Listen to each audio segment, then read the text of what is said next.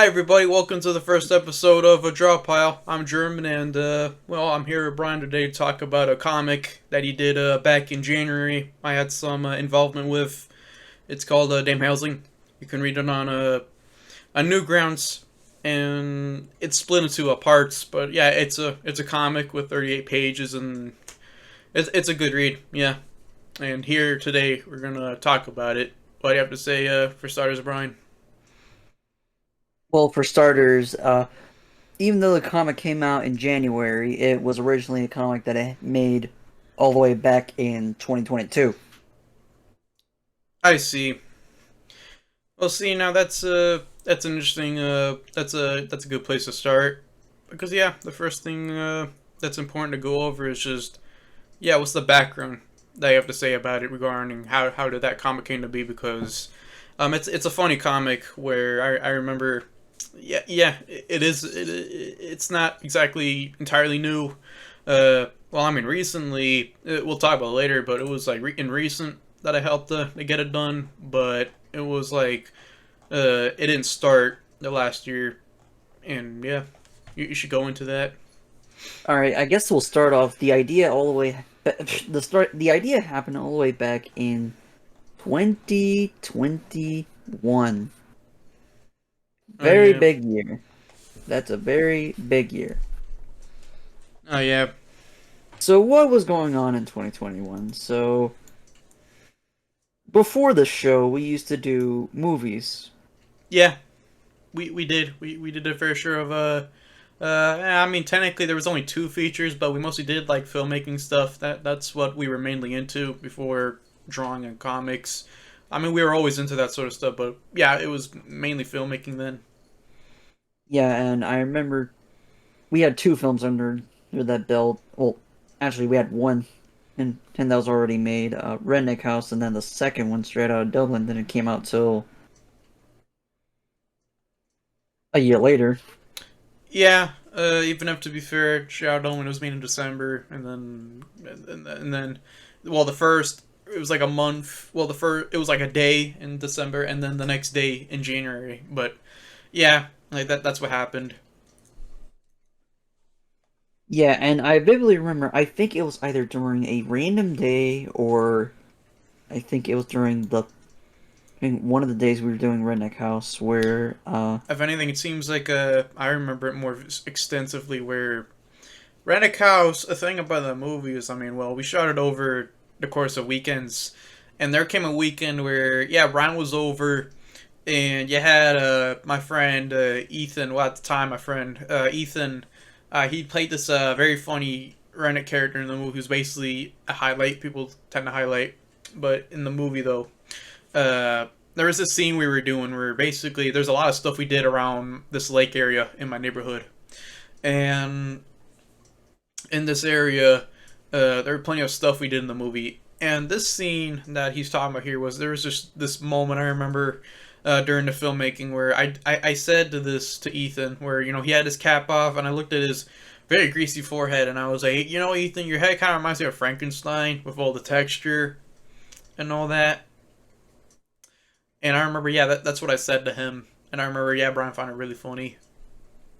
yeah, I remember I found it very very funny to the point that I thought about it and be like, what if I made a buddy cop duo of like a scientist and its monster?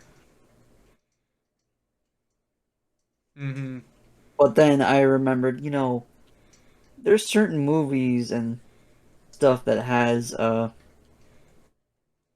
these side characters, but then and they're attached to like a different movie. There's like Timon and Pumbaa from Lion King, and then there's also the ants from Maya the Bee. I Oh forgot their yeah. name. I remember one of their names is Barney, but I forgot the other one.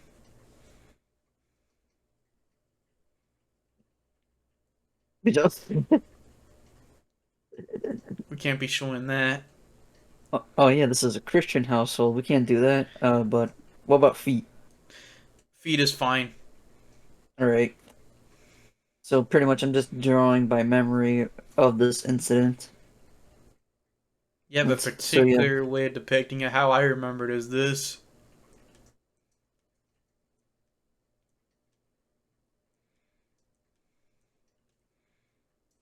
So yeah, pretty much German was talking about Ethan saying he looks like Frankenstein.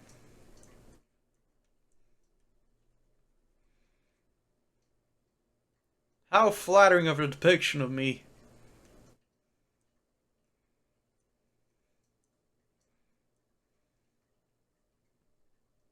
And then that thought, I'm just gonna do this little thought bubble. And then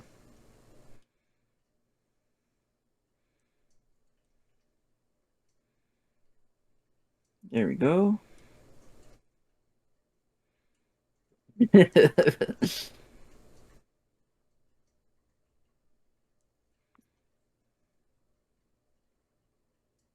And that gave me an idea. So since I mentioned that it would have been funny to see German and Ethan as a duo, so I'm just gonna do it myself here. Which around that time I had long hair. Yup. Uh, gotten bullied when I had that hair. Cause you had I, the that if we were smart back then, we would have said, "Oh, I looked like Jonathan Davis," but no, I looked more like Aaron Hansen. I mean, to be fair, I was gonna say Jonathan Davis, but then I realized, not quite, because Jonathan Davis, he had. I remember he did a. He has like a. I don't know what he does as a hair, but it's like it's not completely straight, straight hair. Like he kind of rolls it up a bit, twists it like the song. Twist, do Twist. twist, and then this gave me a How bit of a. dare you forget my beautiful ears? I was supposed to draw the ears actually. Oops. And then I was like, hmm. And then that spawned these two characters that I came up with: the monster and Franklin Steiner.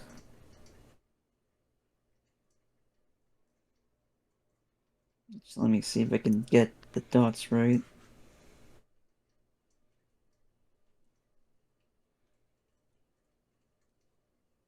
There we go. So then eventually back to the idea where I was discussing about at the idea of damn Hellsing, which actually let me rephrase that. Damn Hellsing was gonna be my movie, because Straight Out of Dublin, that was Ethan's movie. Redneck House was German's, and Damn Hellsing was gonna be mine. Basically, yeah. But the thing about it was that Damn Hellsing was kind of too ambitious. Like, I wanted to make it look very Euro. It was Euro European. And I wanted to make it look like an old monster movie, but with comedic elements. But the problem is that it would have cost too much money, too much money. We had to find locations.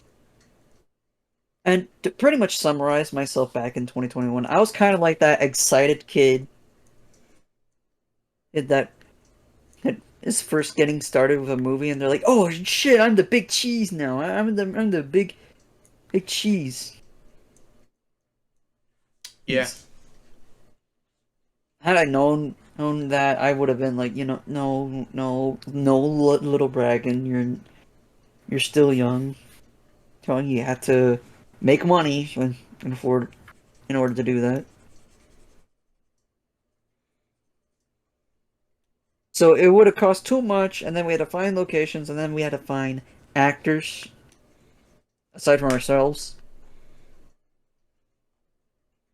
We would have done people at school, but most people wouldn't. I don't know. Most people at our schools would tend to be not interested Oh in it. yeah.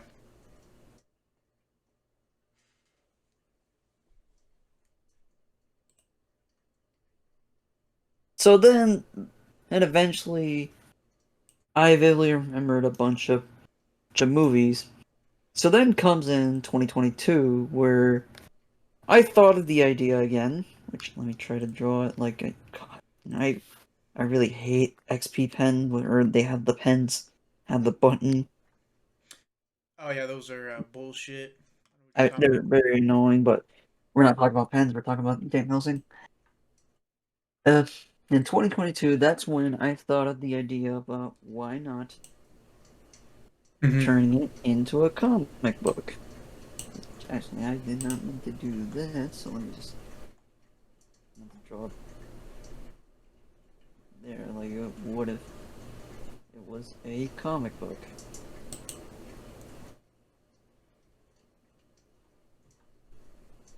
Because, what if someone would read it and adapt it?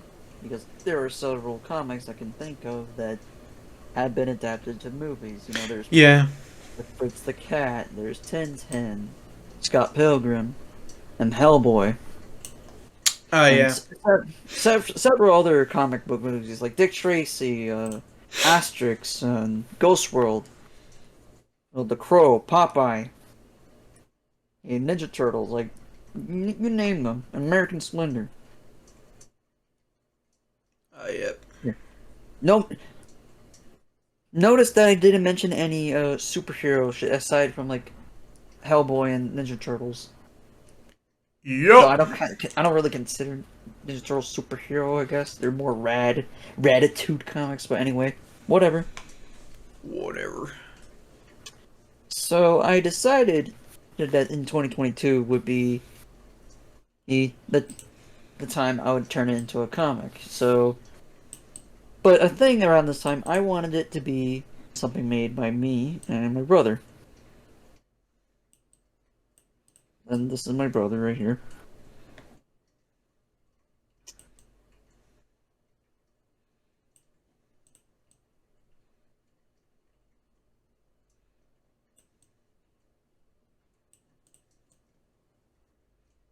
He's not. He doesn't look like that, but he does have curly hair. I can attest to that. That and unfortunately he's balding. Yup. Poor lad. Let's just hope he doesn't see this. Oh, trust me, he won't. And I did not meant to make his hand look awful. I meant to give him there. You go. Now that seems adorable. That seems adorable. That that Brian is doing a comic with his brother. That seems wholesome fun. But honestly, it would have been. It would have been like you seen how Robert Crumb talked about how he made comics with his brothers. Hmm.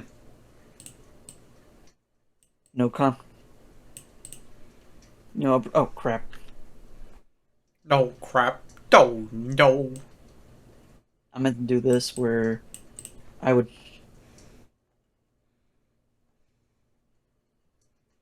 or like my brothers. There's times siblings would often spend time with each other and try to draw comics, mix and such, together. But around this time, it was a different period. I was about to enter my last year of high school. Well, I was going on from 17 to 18 around this time. And around the time, my brother was very busy with life stuff, so he couldn't have time to work on the comic with me. So, but he did like contribute a few pieces to it. Most notably, the first page of the chapter, which I can probably recreate it right here. Oh yeah, the drawing. Yeah, like it's supposed to be Van Helsing. Yes, like And a thing about it, I guess to describe some of the influences for the move, not the move, both the movie and such would be. Yeah, I remember I was very drawn to the Van Helsing movie, but not in particular the movie itself, but also like the character and how also Conquer treats it in Live and Reloaded. Oh yeah, they did a parody. That's like, oh, I'm pretty sure an introduction to people for that movie. It was mine. I never seen it, but I know the movie because of that. When Conker wears the costume. Yeah, and honestly, that's how I learned about it. And then eventually, out of the blue, they played it at school. I was like, oh shit. Oh, oh shit. Yeah, I So then, see. like, so then, at the same period, and in 2022, he was too busy doing a bunch of stuff. So then and oh, I guess back to eh, the Van Helsing comparison would be honestly, I was drawn to that, and then like old monster movies. Which I think about those old monster movies. I learned them from James Rolfe's Monster Madness. Which I might as well draw a silly little picture of James Rolfe right here because he loves the shit out of these movies. These and always do lectures about a lot of horror movies that he likes from his childhood, and then I was like, I've always wanted to see these. What's up with them? And so I bought the Universal Monster movies on Blu-ray. They're kind of snorefests to watching it today. They're kind of snorefests watching it today. But if there's one thing, I mean, maybe people should definitely learn about is definitely there's always taking something that you watched that was horrible and making something better out of it. That's true. Is that supposed to be And James yeah, Rolfe? yes, that's supposed to be James Rolfe. It looks more like Frankensteiner. I didn't meant to fucking make him look like. If anything, no, he was supposed to be more bald because he's now bald now. But this is classic James Rolfe. When you meet those videos that everybody loves a lot, Oh yeah, good point. and then But oh, we don't need to talk about it that much. Most people know. yeah, Well, yeah. if they know, though they know if they know. Like oh, but yeah, I'm giving them a cool feat, yeah. Thank you. bro. And then yeah, go on. So yeah, I watched. The one in particular that I watched was the Dracula film starring Bela Lugosi. Not gonna lie, literally the first time I watched it, fell asleep.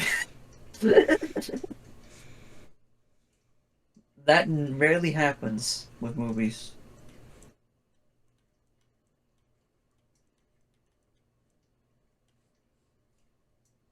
Boring ass movie. Boring ass movie. Dracula. Dracula la la la. Which honestly, the only one. Honestly, that movie, yeah. Like he would overly praise this movie, and then honestly, after watching it, I was like, I fell asleep. But then, like there's other movies that definitely have vampires in them. One of them being a movie I talked about on my channel, Vampires in Havana, which is a Cuban animated movie. Yeah. And it's honestly they took the vampire thing and make it more funnier. That and there's also like stuff like Me and the Count by Rob Benzetti, which had a funny vampire with a little girl in it, Oh yeah. and also no, I haven't seen it yet. The Francis Ford Coppola Dracula movie. I know German really likes that movie. Yeah, I do. I do. I don't even like this shit, but I like that movie a lot. I do. That's a very good movie. So yeah,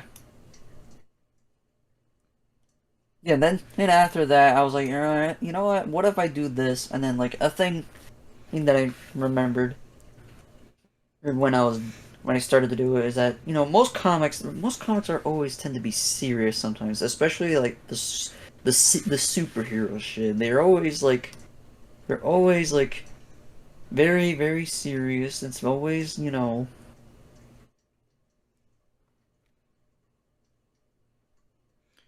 If anything, they're you're serious in a not trying to. way. If anything, they're serious in a way that doesn't really help that at all. Like other comics, when they were Yeah, serious, like good ones, they okay, hang on a moment there, hang on a moment there, Chief. you already know who I'm drawing. Yeah, but here's the thing, that's way too big. I can't be having that take up so much space. All right, let me remove that. Nope, I Then got it. I got it. You look at that. it's already gone. It's already gone. So yeah, let me try to draw it again. Like usually when people do comics, there's times where when people do indie comics, it's either stuff that's like actually funny or like or serious. Yeah. Well, with me, I wanted to do more funnier stuff. Something similar to the likes of like Billy and Mandy or Ren and Stimpy or stuff like that. Like bring back and then heck like humor and comics because like it's and also cartoons because like cartoons are supposed to be funny Yeah. because 99% of the stuff that was happening around in 2022 usually looks like this. So yes.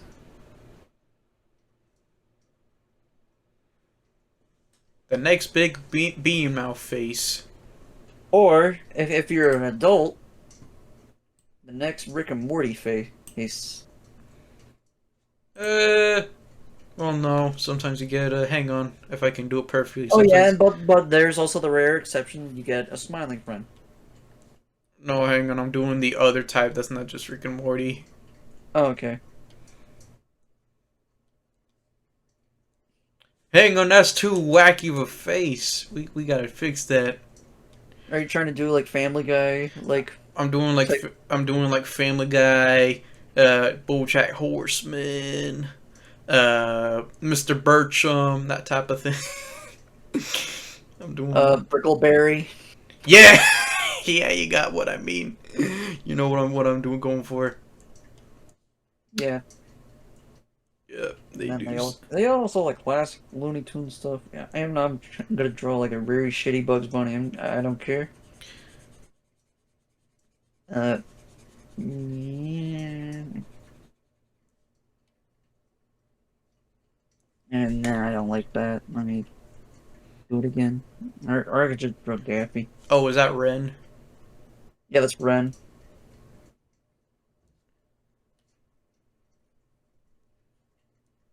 And there's Daffy.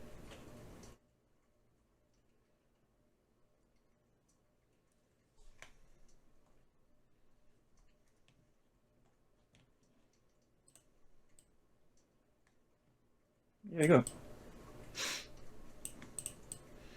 So what are you getting at You're with these drawing. influences? So you're saying how with the comic you just wanted to do something more sillier. Something more sillier, some of them thing that's similar to stuff that I'm interested in, like, old cartoons, manga, visual novel stuff, all horror movies stuff, and that's what I'm trying to do. So then Okay. like and let's get into how I was making the comic. So to start things off, the thing about the comic is if you read it, uh the panels some of those panels I actually took it. All right, actually, no. A thing that's kind of technically embarrassing would be definitely be the fact that I used template panels. I didn't know how to draw my own panels because when I used to draw panels, I'd do this.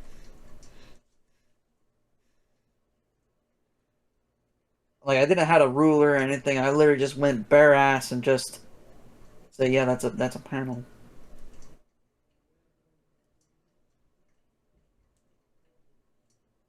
And then like and a thing I would do is that I would print these templates these these panel templates, and then I would draw them. And at the time, I didn't know how to ink. I did not know how to ink. This is my brain right here, and this is an ink pen. I'm using this as a demonstration of ink. Yeah, let me change I had no knowledge of it. I had no knowledge of it. Actually, let me do a better one. Let me do an X. Yeah, I had no knowledge. No knowledge. It's pen. Alright. Just doing it. So I literally went bare ass. I literally went bare ass and did it with pencil.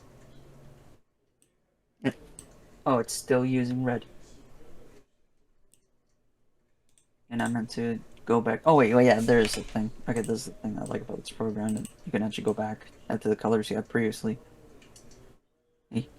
But yeah, I did it through pencil.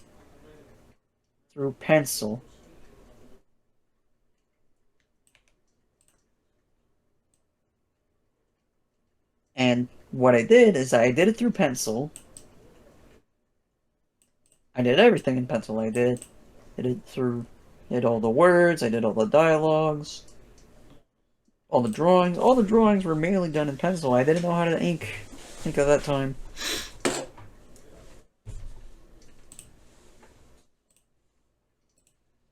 Mm-hmm. And we'll get to that edition sooner, the rough edition I like to call it.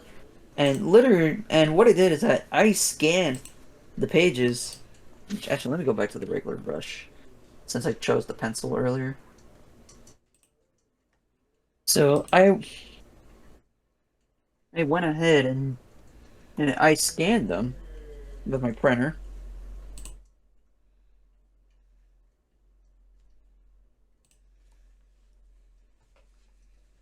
I scanned these pages.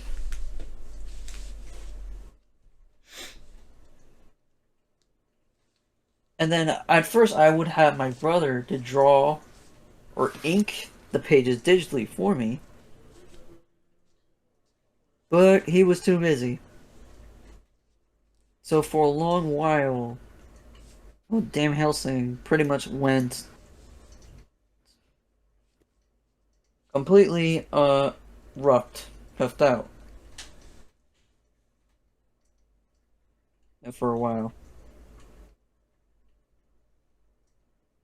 But I feel like a thing I would talk about would definitely be the reactions with everybody. When they first saw Damn Hellsing in 2022. Would that be a good one? Uh, uh, was that about it? I feel like you skipped over something. Is that what you have to say? Did you say everything you had to say about making it itself on your own? Oh shit, I left out a very important detail. Oh fuck. Alright, there's one thing I left out, was that one important thing that literally encouraged me to actually want to do more comic stuff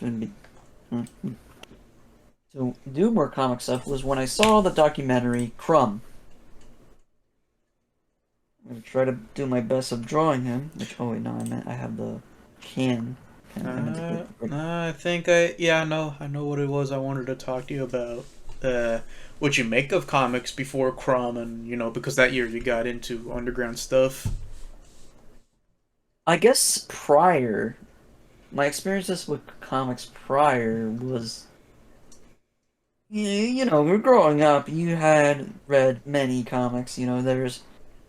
Especially when you're a kid, you read stuff like superhero stuff and stuff. But there's also times you read manga. I had a small selection of manga. It wasn't until when I got older, and then found out about the internet where honestly, I remember mainly reading stuff like Big Nate. Then I do remember reading any Cape shit. It'd be mainly by shows or movies. I'd see Cape shit. No, only movies. Shows were more of a 2020s thing for cape shit. But yeah, do go on. Yeah, anyway, yeah, like as a kid, I read many like comics. There's some cape shit, but I also read like a bunch of other things. There was like I remember aside from cape shit and manga, there was also I remember I read the I had the Club Penguin comics,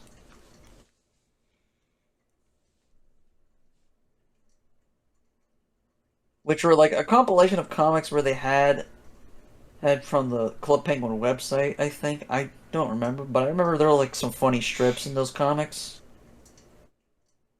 That and another one would be at my old elementary school. They would have tons of comics. They would have Beetle Bailey, which I'm gonna try to draw them the best if I remember. It was the other day I actually remembered they indeed had those comics, but I just casually passed on them, especially because I remember something that you told me that I'm like, what? And then I remembered and I was like, oh my god, yeah, they did have it. Was they had the original old Popeye Dailies print, the Yeah, that's originals. another thing. The school surprisingly had comics. The school surprisingly had vintage comics. They had the old Popeyes by E.C. Segar or Seeger. Seagar. That's how you say Seagar. Seagar. Seagar. But I remember the thing about them too is like they're expensive now, and the ones they had, it was the ones from the '80s. That's the ones they had. That's you told me it was the ones from the '80s specifically. Yes, it was the ones from the '80s, and then they had some of the Carl Bark Disney comics, and I think also the Don Rosa stuff. They also had I think they might have had Crazy Cat. But the one comic series I would often frequently check out from the library, and definitely a very heavily influenced for me and M. Helsing, was the Bone comics. They're a series of fantasy comics that have cartoony characters as the main protagonist in a fantasy-esque world. And they're very hilarious, and they're very it has a great fantasy art style and story. I haven't read the comics in forever, but I would love to. But I've always remember I loved the thing I loved about it was like how goofy the characters look in a very Frank Frazetta type fantasy world. Yeah, I know what you're talking about. That and I vividly remember there was a video game based on those comics that were made by Telltale Games, and I remember I was kind of disappointed that the voices didn't sound how I imagined it, because as a kid, whenever you read something, you always have voices of certain characters. There's what they sound like. Yeah, yeah. Like I vividly remember Phony Bone, the other Bone character that has like a sweater and like a star, and he's always angry all the time. I always imagined him sounding like Joe Pesci. Mm-hmm. I always imagined him sounding like Joe Pesci, and then there's this tall one who looks like Goofy, and already I pictured he always sounded like Bill Farmer. Farmer Goofy. Oh yeah. And for Bone himself, I don't know what voice I would have pictured for him. Like probably like a youngin voice or something like Nemo from Little Nemo. Oh yeah. That's supposed to be Crumb, right? Yeah, that's supposed to be Crumb. I was trying to recreate. Well, actually, let me do his teeth. But what in the world is this? What the Bone characters, or what are you talking? What's Oh, you're talking about the Club Penguin. it's clipping. That's Club Penguin. I'm doing most of these by memory. I'm not gonna be using references. Oh, So. for a moment, I thought he was looking at a paint at like a Chrome character, but not okay. I got you. For a moment there, I was a little confused, but I got you. I got you. So yeah, all these pretty much these, and then like looking at stuff like Higurashi when they cry, and even even stuff like oh crap, give me a second, somebody's calling me. I'll be right. Holy crap! My apologies. So It's fine. While you were gone, I was fixing up some things because I didn't like how really big the canvas was for such uh alright looking drawings. Okay. yeah, and then what's funny when I went I just remembered another thing was another important factor about Damn Helsing would be I remember draw a little smaller or just zoom in more. But yeah, go on. yeah. If anything, I was going to say like another important thing I keep on forgetting to mention would definitely be the creation of certain characters. Oh yeah. So, well, I already mentioned. All right, so let's start off with the ones that kind of made me start the idea to begin with. Frankenstein monster. So Frankensteiner, he's based on a certain someone that I know. He has big old glasses,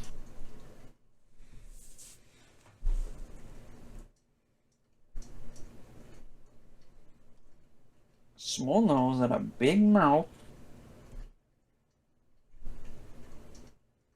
This type of hair. A damn you pen. And then he wears a button-up shirt.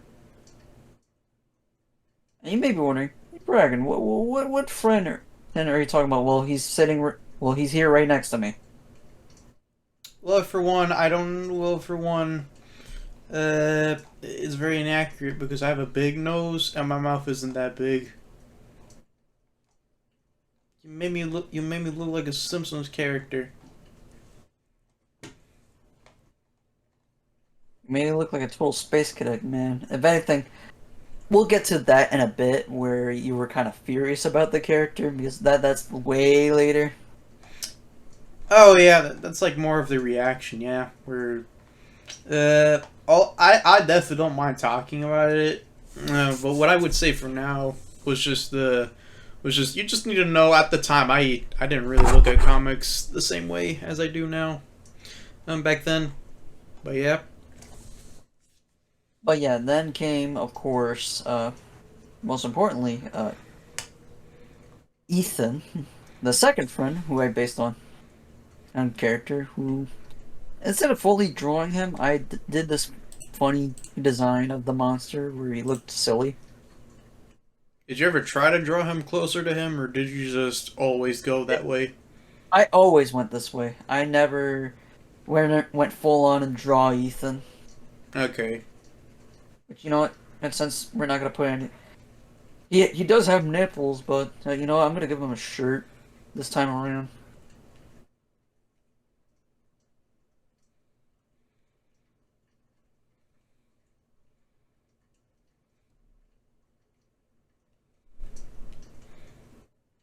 And he always has a pants, which are always based off of Ethan's pants, which are shorts. Yeah, he always loved to wear particular shorts.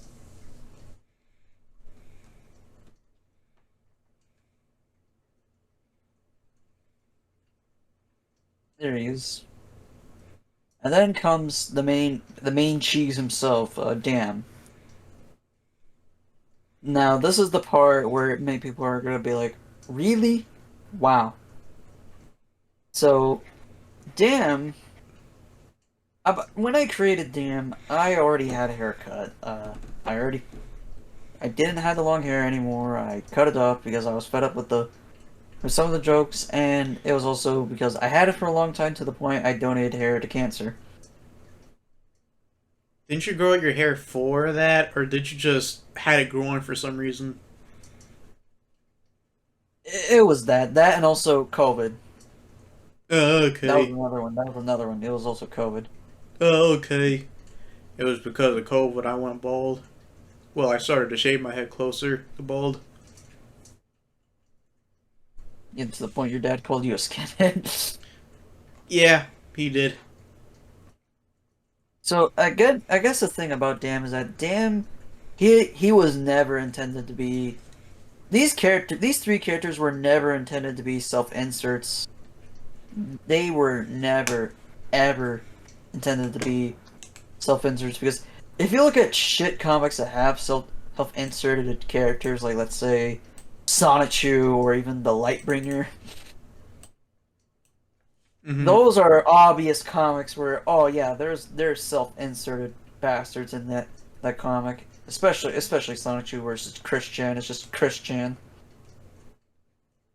How I can describe it, it's just kind of like I compare it to Peter Bagge's Hate, where the character Buddy Bradley and his friends and are based. Buddy's based on Peter Bagge, and the characters in his comics were based on people that he knew, but it's not fully based on them. It's an interpretation of them. It's an exaggerated interpretation of them. Yeah, yeah. That's not what I was going for, but we'll get to that reaction bit in a bit. I'm just saying, letting people know that for those who would read it, it's not a self-insert story. It's always like an interpretation of it. It's kind of like it's kind of the reason why certain ideas, like let's say like Hellbenders by Chris O'Neill and Zach Hadel, didn't went through because it was just exaggerated, self-inserted versions of themselves. Whereas Damn Hellsing, it is kind of like that, but Damn is not me, Brian. He's Damn. Franklin Steiner is not German. He's Franklin Steiner, and his monster is not even Ethan. It's just the monster. I still, you know. And the thing about me is that Damn, he wears a bathrobe and he has boxer underwear with polka dots in it because I always thought that's kind of funny because I was trying to go with that Van Helsing design that he had in the movie, but make it more goofier. Like he has a bathrobe, he has underpants, that's with polka dots, and most importantly, bunny slippers.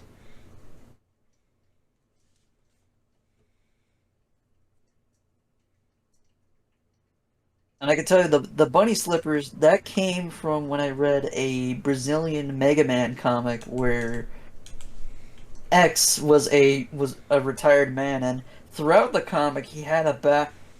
Not in the later comics he has his normal wear, but in the earlier ones he had a bathrobe and bunny slippers, and I thought that was funny as hell. It could be a reference to something, but I don't know what it was. But I always thought that was really really funny. So I interpreted that into Damn because I would thought it would be really funny. And here's the thing, I don't even have bunny slippers or polka dot underwear. The only thing I do have is a bathrobe, and another very important thing is that Dam's hat is a straw hat.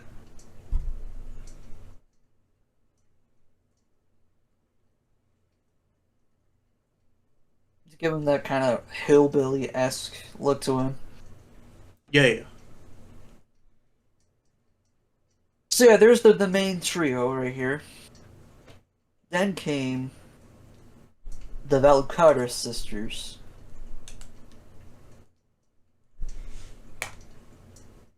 Let me just Yeah. try to zoom out a bit.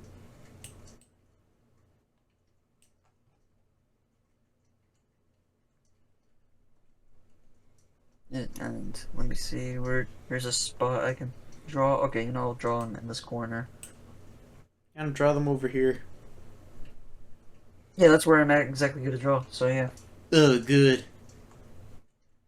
If anything, So even better. Hang on. Bye bye, bye, Boney. Okay. yeah, there you go. It'll be people would see it, no matter what. So just to start off, I feel like a thing about this would be he would start off with the queen herself, Lita, Temptress Lita, Valkyra. I feel like this is the bit where I definitely need a reference sheet. I do have bit because there's times I keep on forgetting how to draw her. You know what's funny? Okay, you know what? Hearing that, you know what's funny? I've drawn her plenty of times that I can draw her from memory. You could go ahead and try to draw her for me, and I could explain.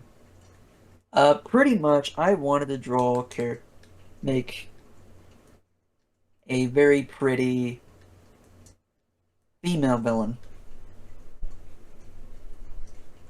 and when I mean female villain, I didn't mean like she hates.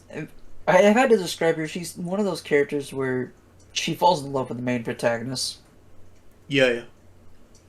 You don't want to give too much of the sweet stuff from the comment, do we? Yeah, yeah. Forget whatever I said.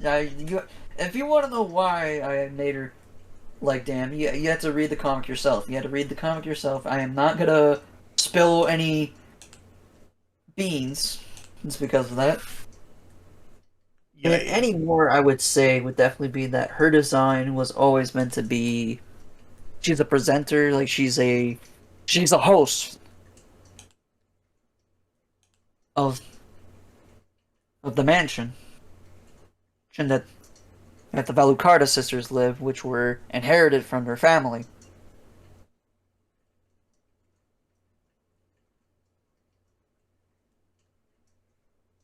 Yeah.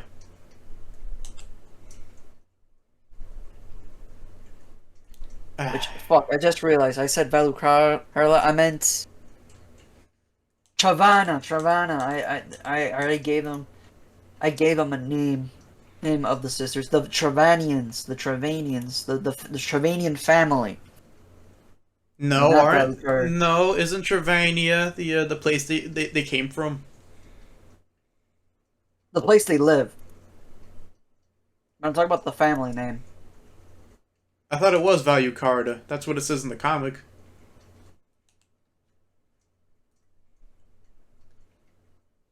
Okay, fuck. I'm an idiot. Listen. I have the brain of. I'm slowly becoming an old man. So bear with me. So yeah, bear with me. I'm turning into a grandpa soon. So yeah. It's so fucking long since I think about this. So quiet down, Sonny Jim. But anyway, real talk, real talk. Uh, yeah. So then I started with Lita, and then then came a bunch of her sisters. Actually, one more thing about the clothing thing would be I'll never forget. German fought her, because of how rough the drawings were. Or when German first saw them, she thought she was wearing a Metallica outfit. I don't know why you call it the Metallica outfit, but in general, what he's getting at is I thought she was like kind of like dressed like a rocker, basically, because I couldn't really tell when I was looking at. I thought, oh, she's like dressed like what? She's like a cool girl kind of type. I don't know what to make of it, but yeah, I basically thought she was like kind of some rocker. And then it wasn't until when I finally was, when we were, when the comic was. I didn't mean finally. I mean in general, like when the comic was actually being worked on, like again. I remember that was when I asked about it, working on it, and then you told me, oh, German's supposed to be a presenter. I was like, what? I didn't know this entire time, all these years. I didn't know all these fucking years. Yeah, she was supposed to be a presenter. And then, yep, you told me, and I was like, wow, I never knew at all. If anything, since we're on this topic, I know that's supposed to be more like for later, but if I had to bring up anything since I drew with it, yeah, the unibrow came from me. She didn't always have a unibrow. What happened was I was just looking at the art, and for whatever reason, because it's like one of those things where a thing about Brian's old sketches is they're kind of really hard to make at times, especially the girls. And I remember because I'd look at the sketch of Alita, there are these sketches where it kind of looked like she had a unibrow, which is why when I, decided, oh sure, I'll work on it for you, and I wanna finish it, since you're not able to, you're busy. I Oh yeah, remember I forgot to mention that we'll talk about it in a later, but I was To keep it short, I'm a busy man. I'm a busy man with a busy life. Yeah. Which I guess to explain this girl right here, that's one of Lita's sisters. Yeah, she doesn't look well. That's more like how you drew her before. I remember I had to give her an overhaul in the final one. Yeah. Yeah, I guess this is fucking kind of like how Seth MacFarlane still draws his characters in the season one style. Yeah, I draw certain characters in their old style, yet yeah, they don't look like that how they are now. It's kind of funny. I'm just now thinking of when there was that artist who draws Butch Hartman better than Butch Hartman. And he did the character designs for Danny Phantom. yeah, Danny Phantom, yeah.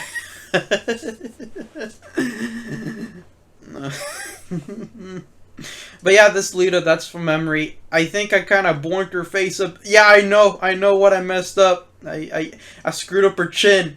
She's supposed to have a triangular chin. Yeah, it's supposed to be like a sharp chin. She's got like a sharp chin. Yeah, she has a triangular chin. Yeah, there you go.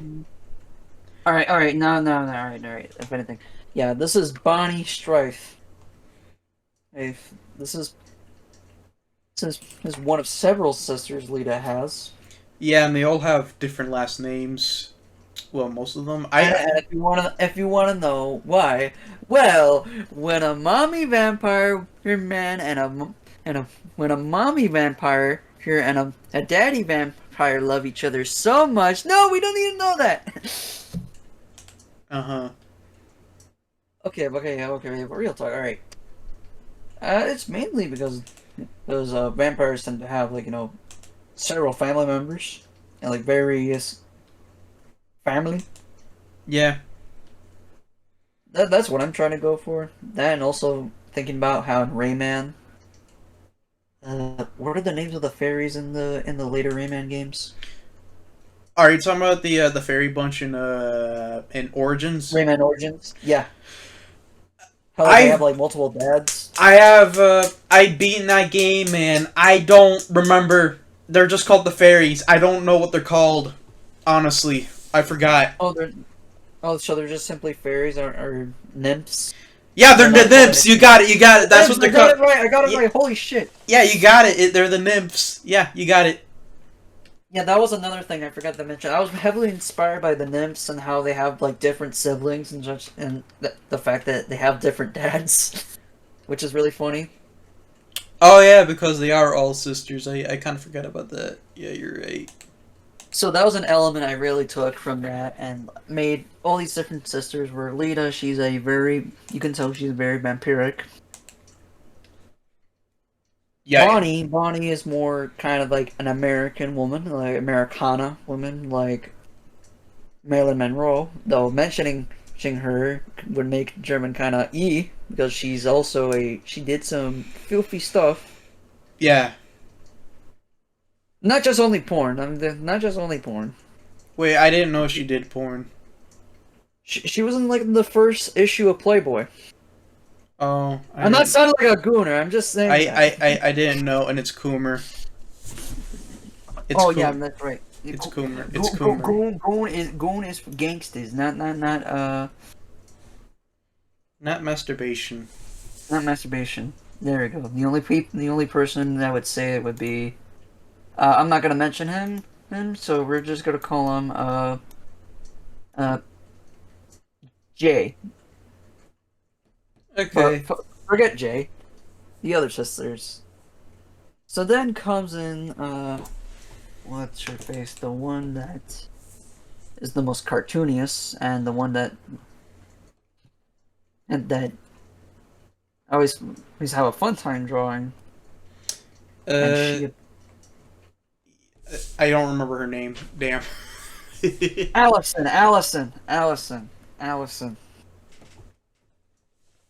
Valucarla. Yeah, she's the funnier. She's the funniest sister I've drawn because she's kind of supposedly kind of like a knockoff, my own take of fucking creepy Susie, he type characters, like Angus Oblong, Yeah, yeah. type females. Because like whenever Angus draws female characters, they're always he's very funny, and I like that. Even with characters like Susie, like she's also drawn funny. The fat girl from fucking Oblongs is funny. The Debbies will always look funny. Oh, you don't know? You don't remember her name? Her name's Helga. Helga, I fucking love Helga. Hi Debbie, hi Debbie, hi Debbie. She's actually, you know, funny enough, her hair is actually inspired by Helga. Actually, yeah, that's one thing I keep on forgetting. Wow, I never knew that. No, yeah, I gave her a nose job. Because I forgot to give her a nose. Oh yeah. There's times I give characters nose, and then there's times I don't.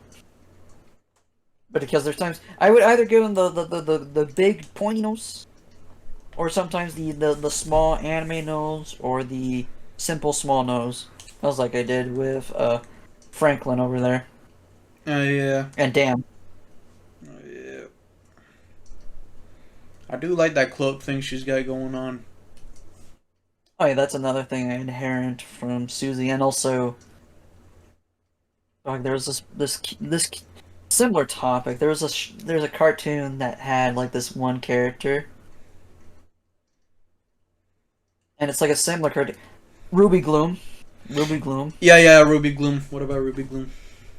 Yeah, I was thinking about the character that is like depressed, and she kind of has that cloak thing going on. I know who you're talking about. Yeah. Yeah. I'm just thinking in general how striking, black, especially in some comics, yeah, where you know, like it's basically like a pool that they have with them. And it's like very visually striking, yeah. And then The oh, son of a bitch! I zoomed in. whoops, you zoomed in. Yeah, I zoom in too close to the sun. There you go. I zoomed in too close. Alright, pen, work with me. Alright, so next thing comes the Crossgrove twins. So I should start off with the names. The Crossgrove name, that's actually technically a Brain Dead reference. Oh, and for those who don't know what the fuck am I talking about, Brain Dead was one of the earliest movies done by Peter Jackson. It was the second or third movie, if I recall. Yes, third movie, because the second one was Meet the Feebles. Yeah. And if you haven't seen it, go watch it. It's on YouTube. It's on archive.org. You can find it wherever. And I hope to God, if he's finished with those dang Beatles documentaries, I hope he finally gets around to releasing those movies on 4K. Oh, no way, guys! It's totally gonna come out. Like that's ever gonna happen, but anyway. So the Crossgrove twins. Their last names are a bit taken from Brain Dead. Or if you're a dumb American, it's Dead Alive, even though that's also the name of a video game series. Yeah, that's good. Actually, I've never played it. Never mind. I don't know if it's any good. You played the volleyball game. I remember that was terrible. I know we played it. I was excited, and then it's just boring. It's just fucking volleyball. There's nothing at it at all. It's not very good. But yeah, I get now. It's time for the names Rita and Selena. Selena. Now, all these names most of the names I gotten from them, they're just randomly names that I came up with. Which, yeah, I don't mind if you draw them. I'm doing it by memory, and I'm kind of struggling. Alright, remember, Rita's the one with the long hair, and Selena's the one with short. I vaguely remember. Okay, I think I might have to pull up a reference for this. I know how to do their eyes, but I don't remember I can't remember anything more beyond that. But yeah, go on, go on. Yeah, if anything, I was actually going to talk about like the inspirations of why I made them twins and such. So, design-wise, I based them off of Rika and Sadoko from Higurashi When They Cry. Yeah. But the biggest difference is that in Higurashi, they're both best friends. But with these two, they're twins, and you're wondering, well, they don't look kind of related. Well, here's the thing: there's also sometimes there's siblings. There's twins that would often, there are twins, but they're different. Like there are twins that have like different like hairstyles, and there's twins that have different facial features and such. But they're still twins. Hmm.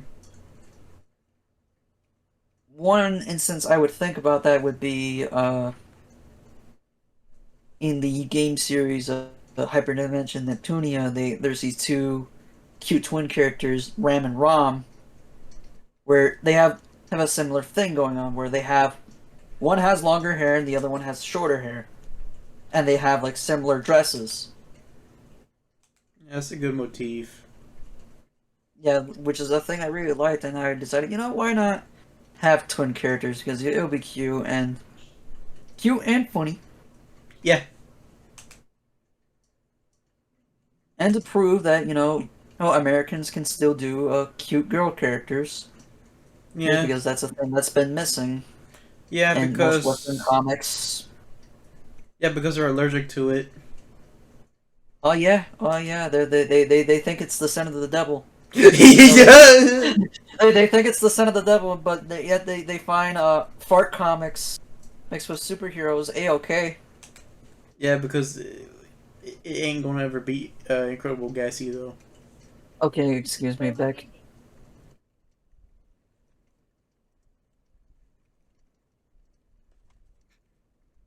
It finally happened. It finally happened. Oh, I'm going slightly mad. I'm not even trying to do it right. Okay, fine. Fine. Oh, I'll do it right. I'm going slightly mad. Oh dear. 1001 yellow daffodils.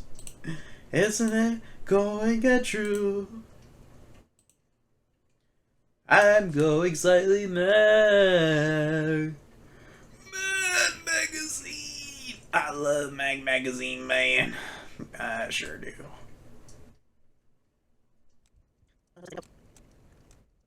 Oh.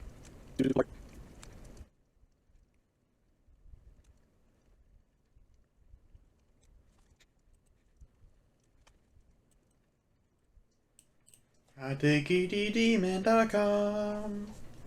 I dig edman.com.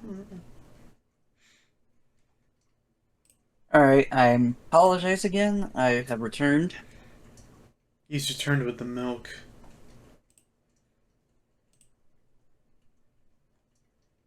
Anyway, so yeah, the twins. If you heard what I said earlier, yeah, I wanted to do like cutesy characters. Since again, many people are not doing that anymore.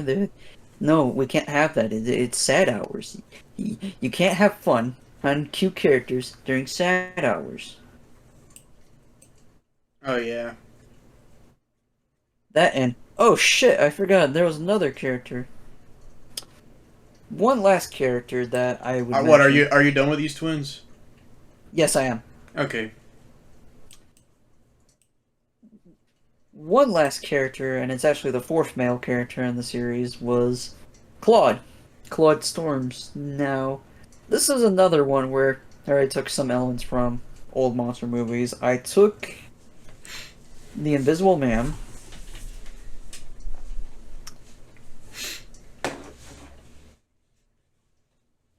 I took the Invisible Man and turned him into a taxi driver. Uh-huh. And his name is actually based on the actor who played the Invisible Man, which his real name... I remember it. Let me see. Oh, Invincible now. What, Claude Rains? Yeah, Claude Rains. His name was Claude Rains.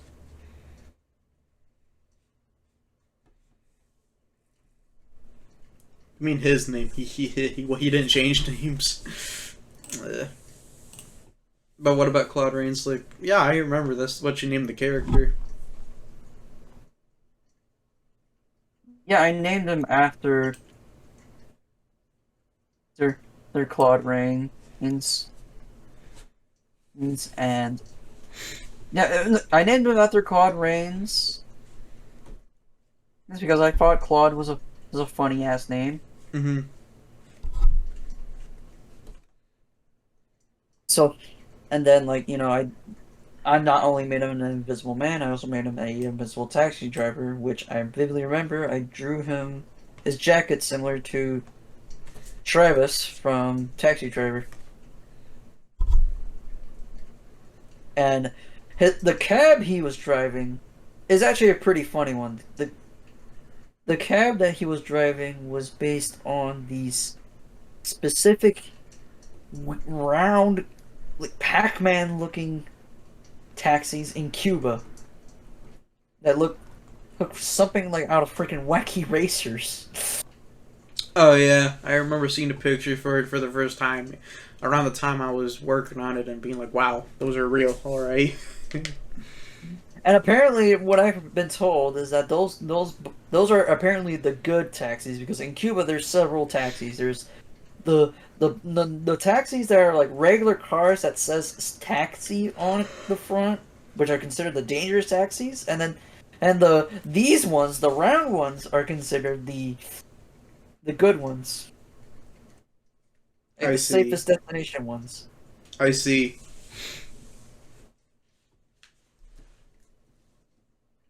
I guess any more to be said about Claus, that's definitely would be.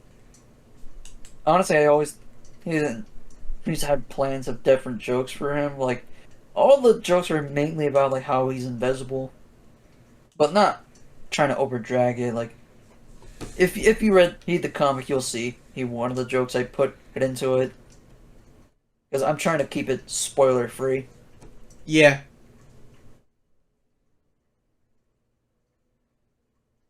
So yeah, that's pretty much all I have to say about the characters, unless if there's something I'm missing. Uh, I don't mind keeping a sister a surprise. Or you want to talk about her?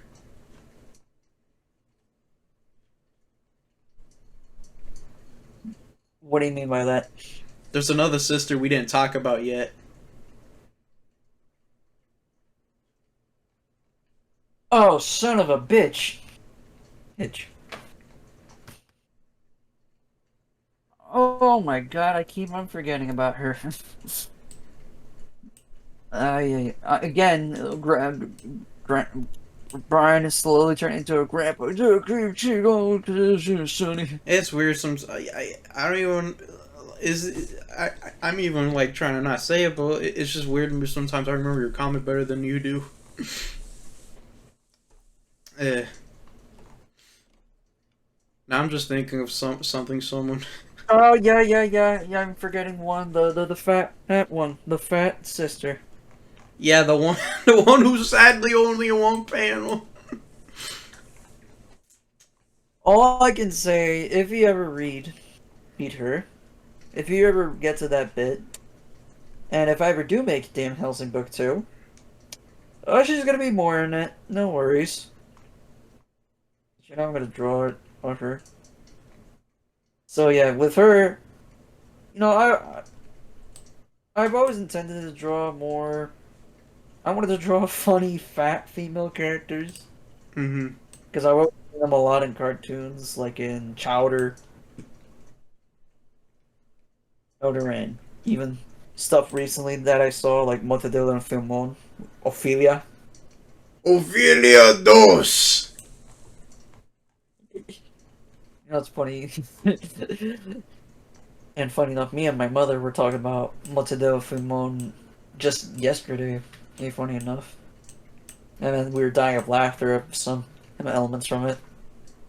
But yeah, and then her design is supposedly based on the Bride of Frankenstein, which had like the the big Marge Simpson haircut she had with the thunderbolt on it, which was even parodied in Young Frankenstein. The big Marge haircut. Yes, I've always intended to give her that Marge haircut that has a snail in it. The Marge. Oh yeah. Oh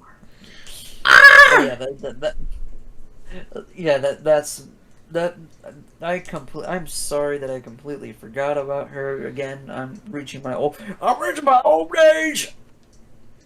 That's the new hip phase, the old phase, yeah. Oh yeah. But yeah, that's pretty much most majority of the characters.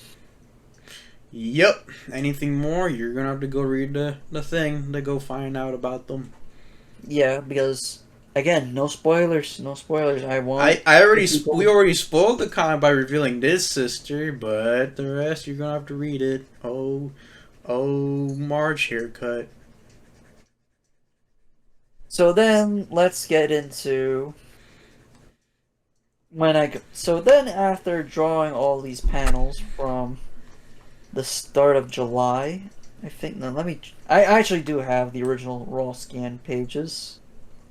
I don't want you to correct me for a bit. I started it from. Let me see. This page has it? No, I think it's the second one that has it. June 14th.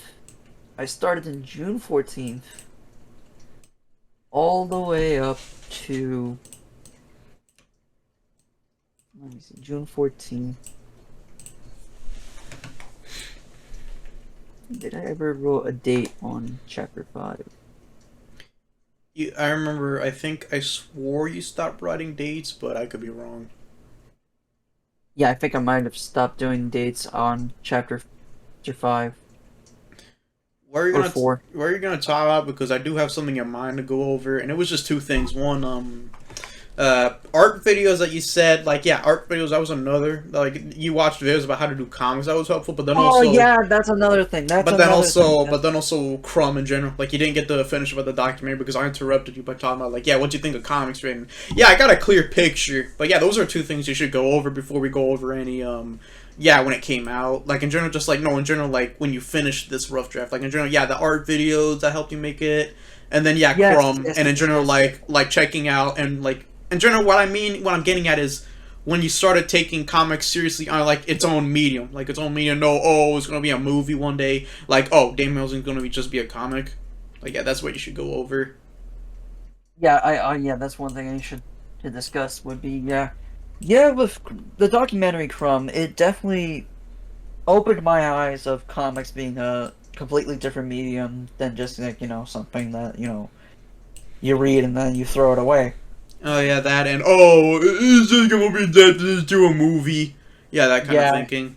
yeah, that type of thing, but honestly, if Damn Hellsing was ever adapted, I wouldn't mind if it was like either live action or animated, but honestly, if it does, I have to have at least creative control because if someone reads this and then they wanted to do certain changes, I would immediately say no and tell them to screw themselves.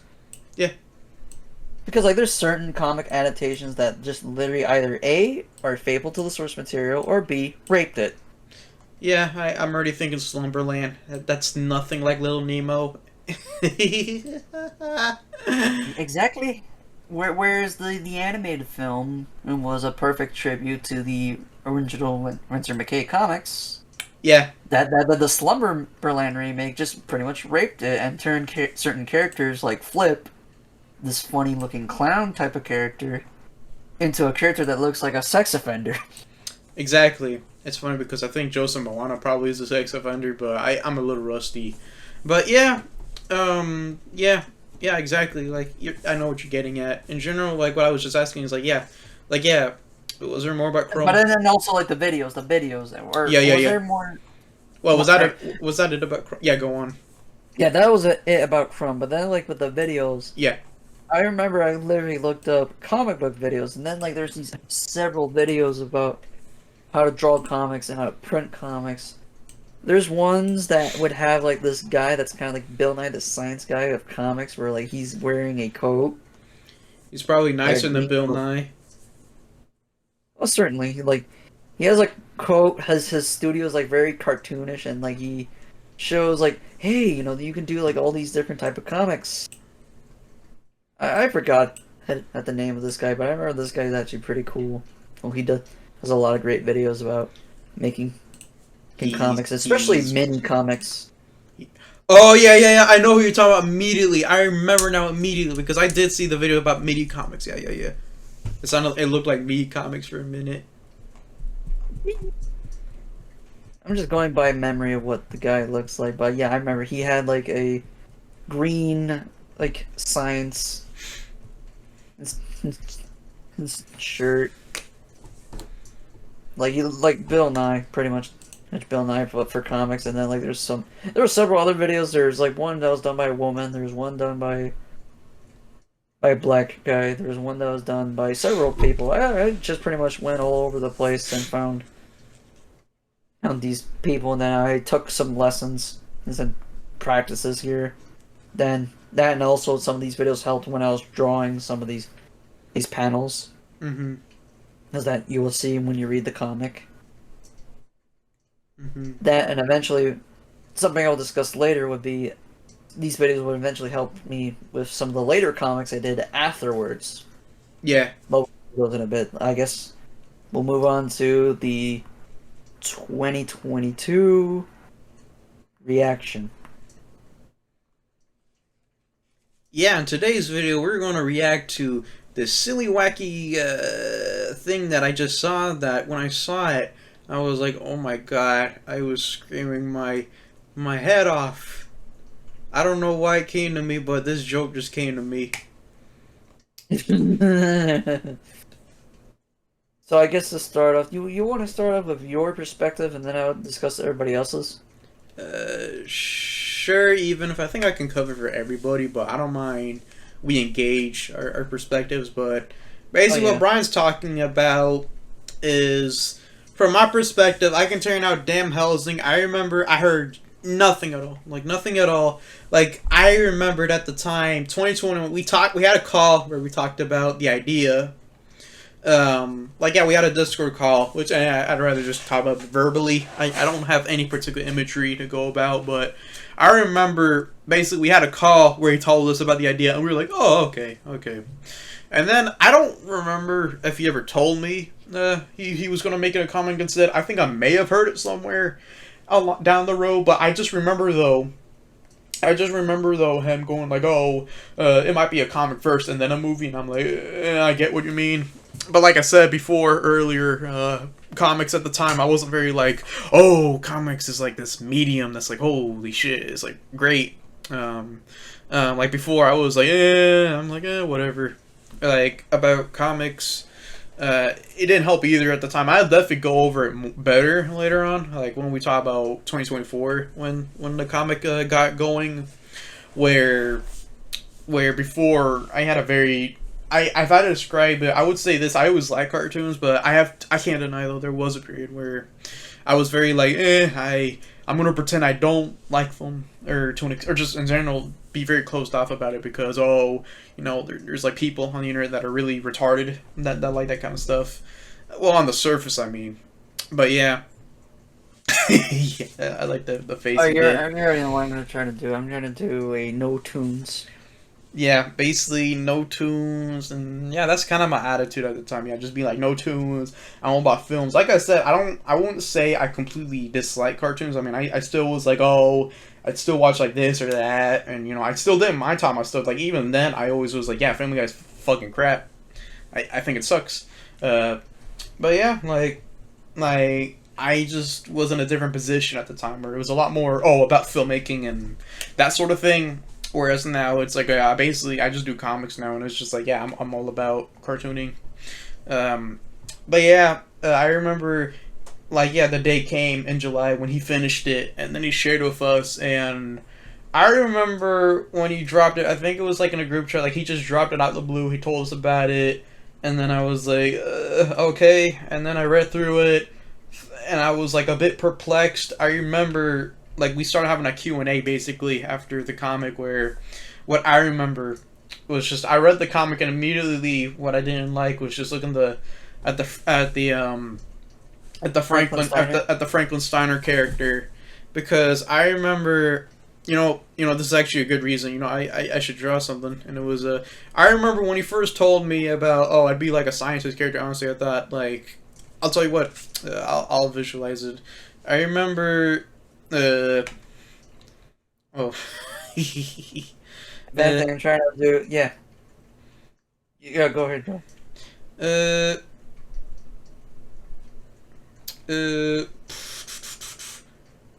I got an even better one. I got an even better one.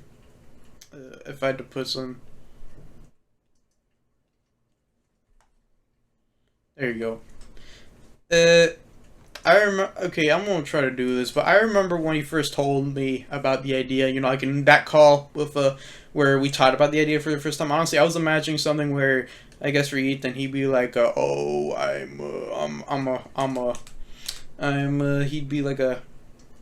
he'd be like a, like a Frankenstein, and basically this is just kind of what I had in mind. Where yeah, he'd be like a Frankenstein. Oh, look at that, and he's like, oh, funny looking." And it's like, yeah, the makeup would make him look funny, though. And then, like, I remember you thought Franklin Steiner was gonna be, like, with big hair. Yeah, I'll do Frankenstein too. Leave that. I'll work with it. Nah, never mind. Never mind. Never mind. It's fine. It's fine. But I remember, yeah, I'm doing my best to draw him from memory.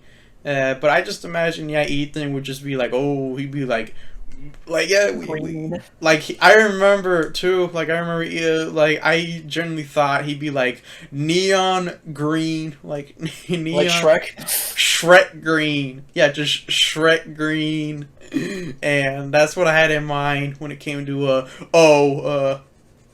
like how'd we be doing it? Yeah, he'd be like in a big black coat, like in general, just a very stereotypical Frankenstein. Monster. Like a Frankenstein monster. And yeah, that's what I had in mind. And then for me, I would have been like, I don't know, some cool scientist where I'm like, oh, I got like the okay, I'm gonna try to do it because this is the first time I'm finally, giving a good depiction of what I had in mind. But basically, I was just thinking, oh, I'd be like wearing these goggles, I'd be having it around my head, and then I'd have my face, and I'd look all manic crazy, and I'd be like, yeah, I'd act my ass off, and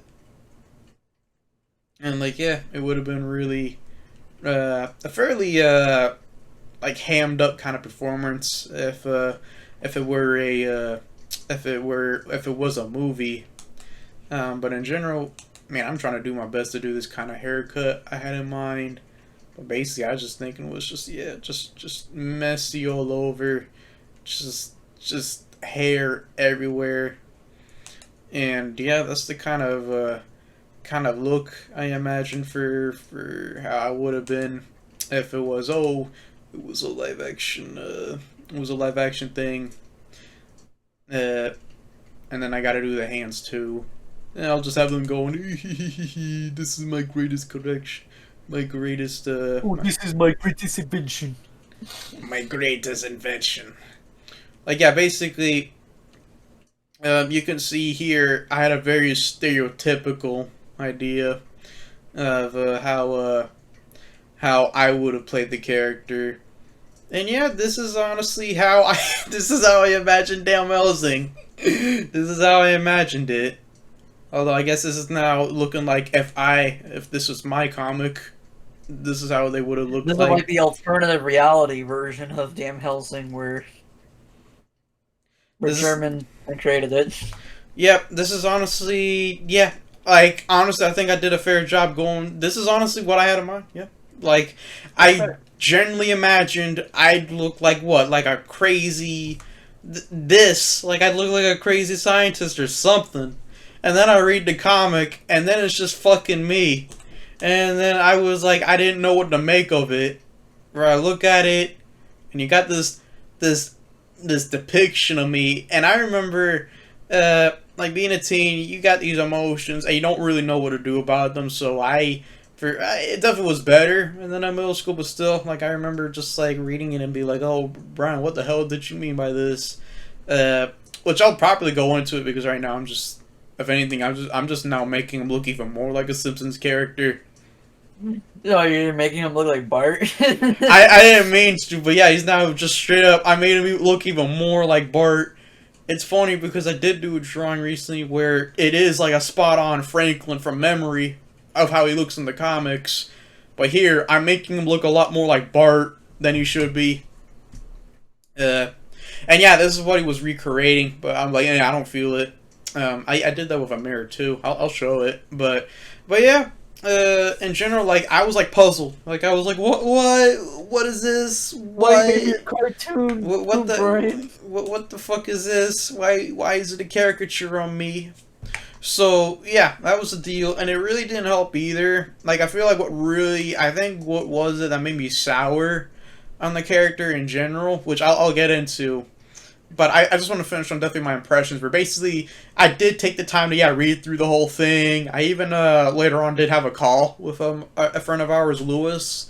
I had a call with him. We read through the comic, and we read through it. I'm so sorry, Lewis, if you're looking at this illustration of you. Oh Lord. Yeah, look, good God, I made Franklin into a Simpsons character. Probably one of the classmates.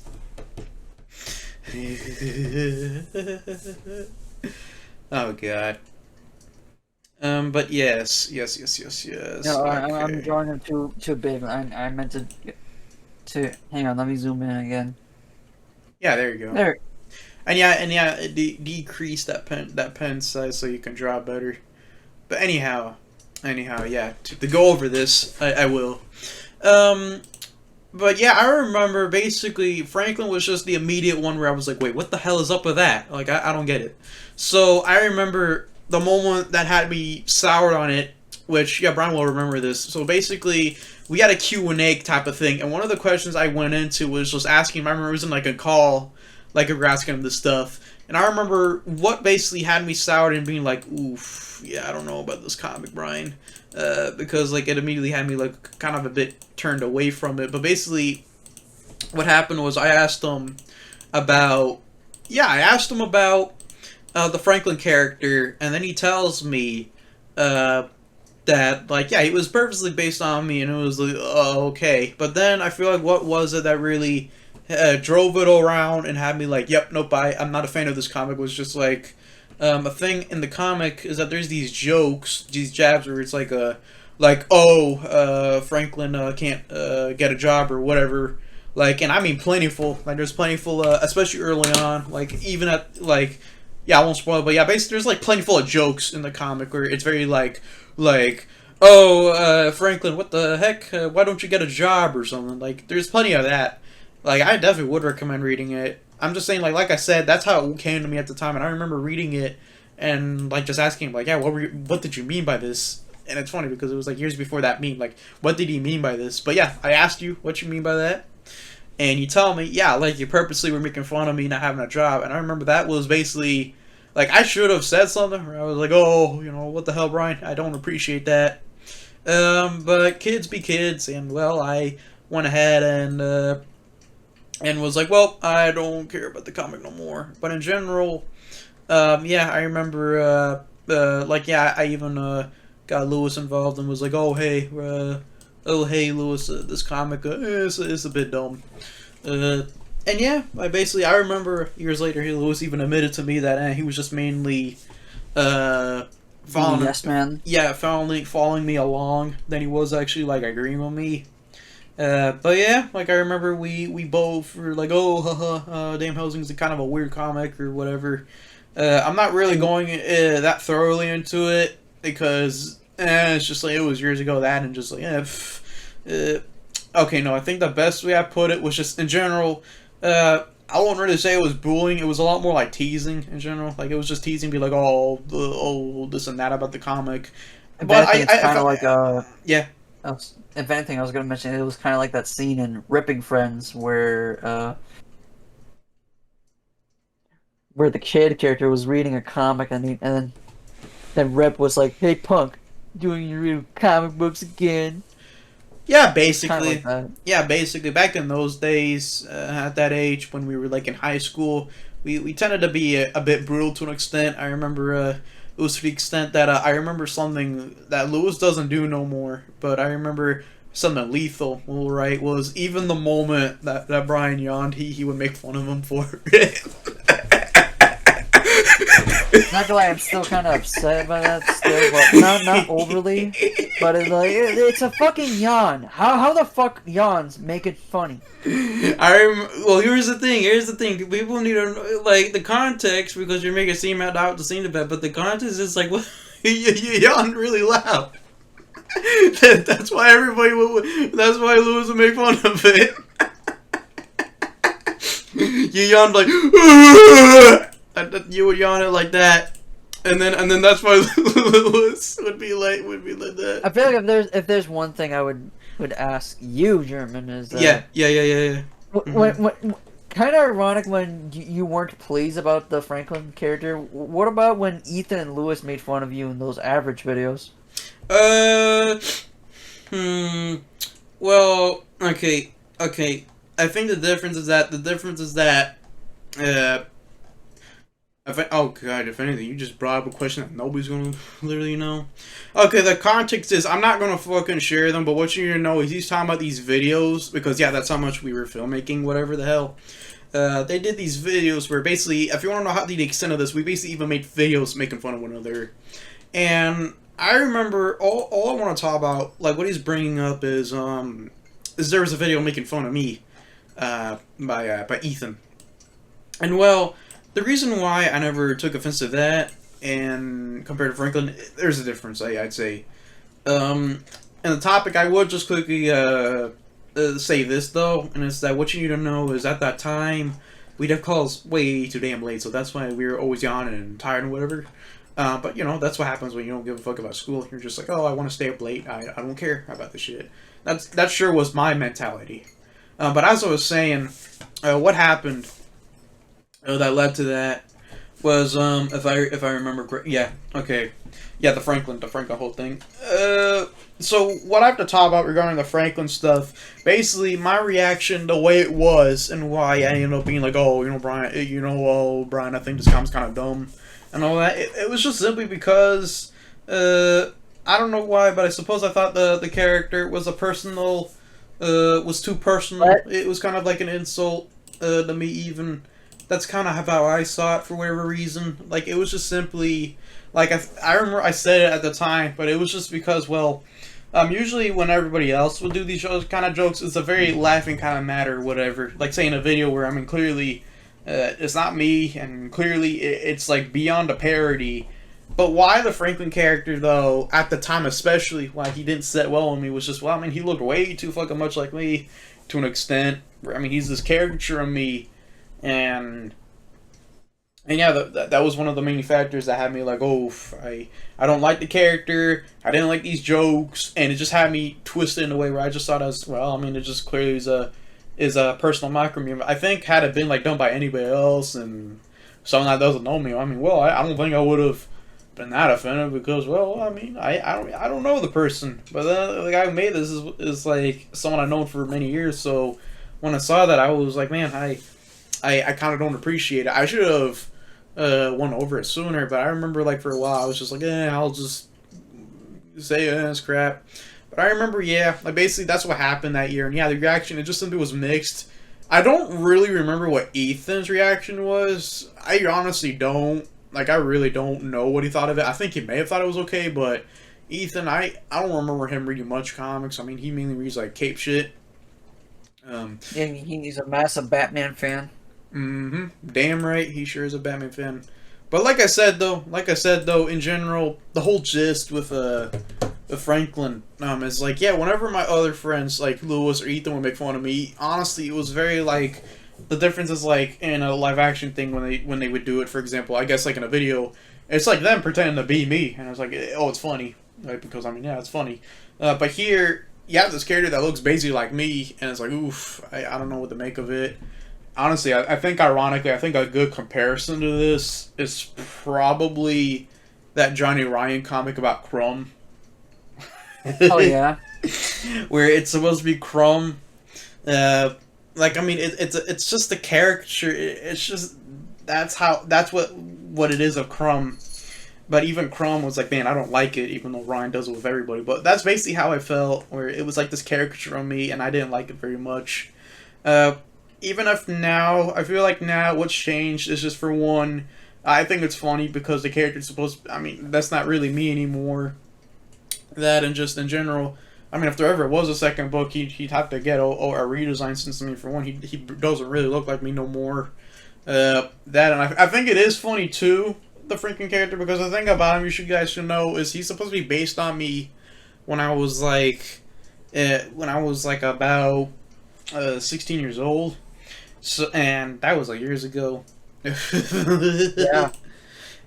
So it's really funny every time I look at Franklin. It's really it really is funny because I'm looking at a caricature of a younger version of myself because I don't really look like that anymore. Especially this haircut you see here, where I don't have that anymore because how I used to have that was because I shave once a month. But then ever since I changed it to weekly, it's super short now, so I don't really have that kind of spiky, like full like head of hair kind of thing no more. Like Bart Simpson. I don't got the Bart Simpson. Honestly, it never was like the Bart Simpson. It was more It was like mainly me that kind of had the Bart Simpson. Actually. yeah, you're the one that mainly have the Bart Simpson kind of haircut. Me, I mean, this is a funny way of depicting it, but it didn't look like this. It was kind of more like a if anything, kind of reminds me of a super short afro. But I don't remember like how to describe it. The word how to describe it. If anything, I may as well just the 2020. Yeah, we'll talk about 2023 in a bit. Even though there's not much Honestly, to talk about. That's why I call it 2023 for a bit because Okay, I feel like a quick little thing. Oh, is there anything you're about to say? Because if there's one thing I would talk about. Because I'm just 2023. This is, I guess, the closest I can do to what my haircut kind of looked like. It kind of looked like that. Or, yeah, I had like a head of hair, and I let it grow out for a month, and that was it. But in general, that was the reaction, and I remember it was enough that had you like, oh, I don't want to do the comic no more. But then we were immediately like, what? No, like in general. But that's the bit. That's the bit I wanted to get into with 2023, where. So. Yeah, I'm sorry. It was because I thought it was in 2022. No, it was in 2023 exactly. So. Sorry, I have Alzheimer's. In that period in 2023, because of German and Lewis's disdain towards the comic, like a pansy, I pretty much told them, all right, you guys keep on shitting on it. So you know what? Damn Hellsing no more. Like honestly, I told him because I vividly remember how it happened. Was like Lewis was casually joking about me making money off of Damn Hellsing. Like he found like some ad of like this house and such, and then he said like some clever joke of, oh, this is Brian after he makes Damn Hellsing, but then that's when I spilled the beans, being like, oh yeah, hey guys, Damn Hellsing's canceled. And the reaction was honestly shocking. Because you're like, what? No! Yeah. And honestly, I don't really want to discuss what was going on between me in 2022 and 2023 because all I could say, I was just dealing with some depressive shit. Mm-hmm. Same thing, I was going to try to draw the damn Hellsing comic in there. Because I was trying to go for the Spider-Man No More and the Team Fortress 2 comic cover, the No More. Yeah, I know what you're talking about.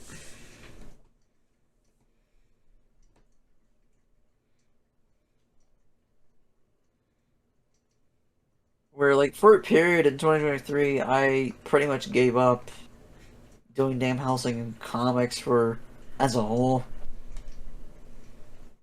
Well, I mean, the only instance I do comics is mainly either for school or for stuff I write in my journal. Which I haven't...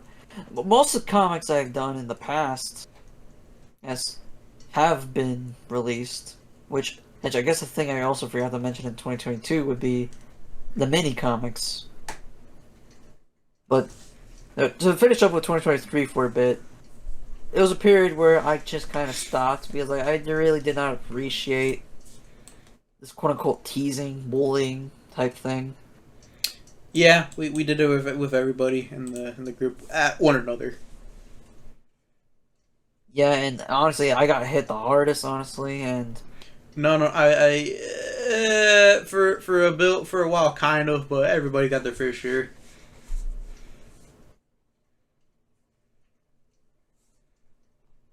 Damn. yeah, that was what happened with 2023 for a bit.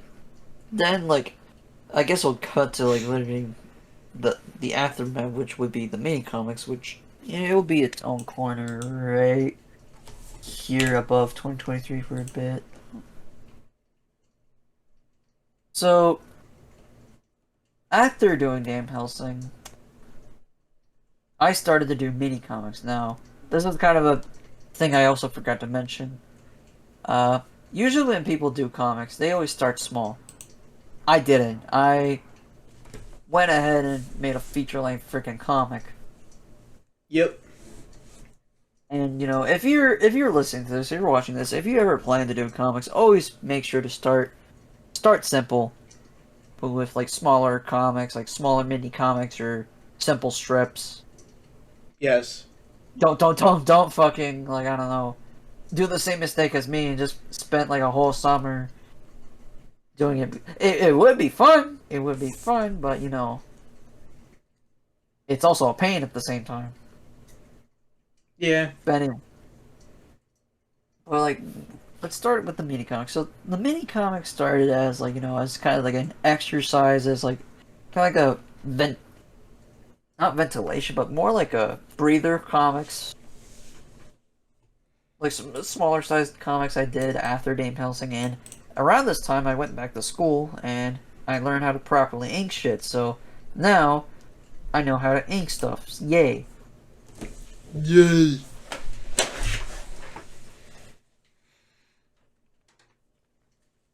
Yay!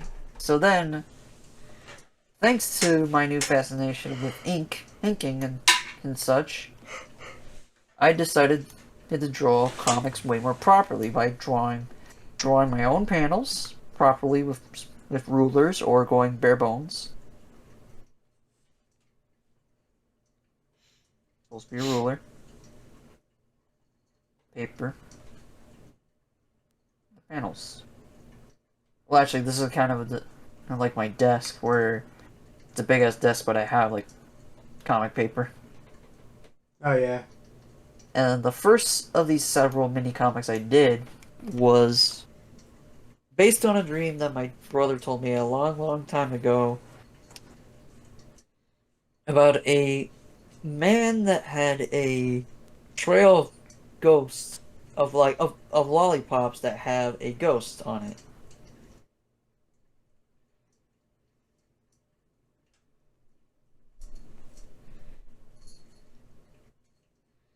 And then eventually it revealed at the end of the dream there was a man wearing a lollipop ghost, which then resulted as the Lollipop Ghost Man.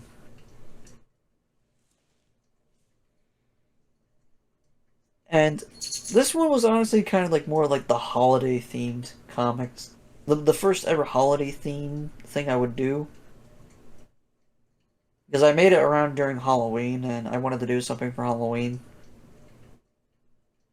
Yeah, So you I did. vividly remember remembering that story. I vividly took that story and turned it into a little comic, and it was the first ever comic that it was the first legitimate comic that I ever did that I actually finished, because around this time Damn Helsing was still in a rough state, Yeah. and we'll get to that in a bit. Where, well, despite I was doing Damn Helsing, I was doing these comics on the side, and I remember I actually printed it by myself at one point. I still have that very first print copy of the Lollipop Ghostman, and it was printed by my actual HB printer. Oh. And they didn't. It was printed in the wrong side because I was using the standard printing methods. I didn't know different apps that can print comics properly. I think there is a place that there's an app that does that, but I don't know what's the name. I'll look into it afterwards. But yeah, I remember I took it to school one day, and then I showed it to some friends, telling them, "Oh, hey, I made a comic," and then they're like, "Oh, wow, this is interesting." Which actually, no, that's. But the thing that was interesting is that I got interviewed for this comic. I'm just gonna pretty much just summarize what happened. So this kid right here who has this redhead-looking haircut, he interviewed me, showing my friends these comics, and then I pretty much told them. He actually asked me, "Hey man, we're just interviewing people around the school and such, and like, what are you doing? Like, what are you doing?" And I'm like, "Oh, I make comics. I mix and such and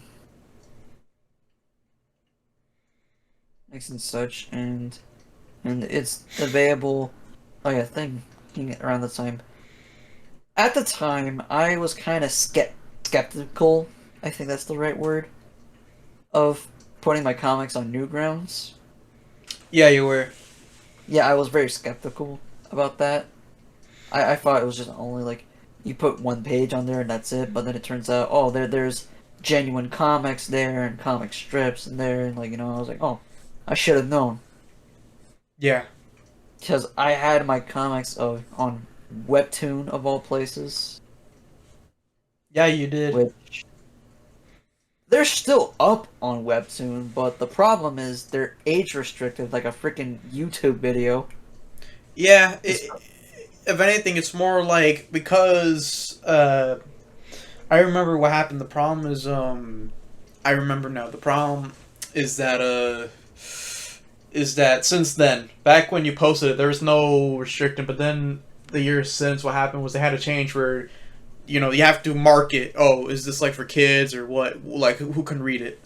And I remember you told me you're logged out of it, and they automatically made it where, well, the author didn't put a rating, so we're gonna make it automatically. Oh, you need an account to look at it. Oh, it just sucks, and honestly, if I have to say anything about these comics, the comics, the target audience for stuff like these mini comics and even Damn Hellsing itself, it's always geared towards pretty much the time period I was making these comics, 17 going to 18. Yeah. But no, they think I'm doing like, I don't know, pornographic comics or something like that. But like, no. Oh, these are mainly comics meant for late teens and early adults. If anything, it's not even that kind of restriction. It's more like, in general, it's a kind of restriction where, in general, it's like you need an account. You can't And look at then, it. like, you need an account. You need an account to read it. Yeah. Which just sucks. Because, like, everybody got the chance to read it when it was on Webtoon. But then hearing that fact, it's like, oh shit, I guess I should have fucking posted my stuff on Newgrounds sooner. Oh yeah. Which then leads to the second comic. So the same kid, it found me again. He didn't interview me this time. He just casually asked me, "Hey, bro, hey, yo, Tia, what's the next comic, bro?" And I was like, "Oh shit, this kid wants another comic." And I was like, One Night in the Food Mart." So, and at first it was just a fluke. It was just a fluke and a holler, and I was like, it's like that's ever gonna happen. And then I was like, you know what, fine, I'll do it. I'll do it. So then I started to draw these two characters. Now, the first character was actually a character I already had created before for a different series, because that was going to be right after Damn Hellsing. Gromero, who was supposed to be. The story of Gromero was going to be what's it like being a zombie and the perspective of a zombie that actually speaks proper English and still has a functioning brain despite being a zombie. But what I did is before I decided to do that route, I decided to show what was Gromero doing prior to that setting. So pretty much he was pretty much a normal man. He goes to school and such and works at a gas station. Do they form a band? No. Well, the first rule to make a metal band is that you have to pick the most fuck off name you can. So this is Romero right here, and in One Night in the Food Mart, he has his co-worker slash roommate, Tam Samey, which, if you don't know, yeah, the names of Romero and Tam Samey are based off of horror filmmakers, well, just filmmakers as a whole, George Romero and Ted and Sam Raimi. Actually, no, wait, I remember. Yeah, he did direct something. Never mind.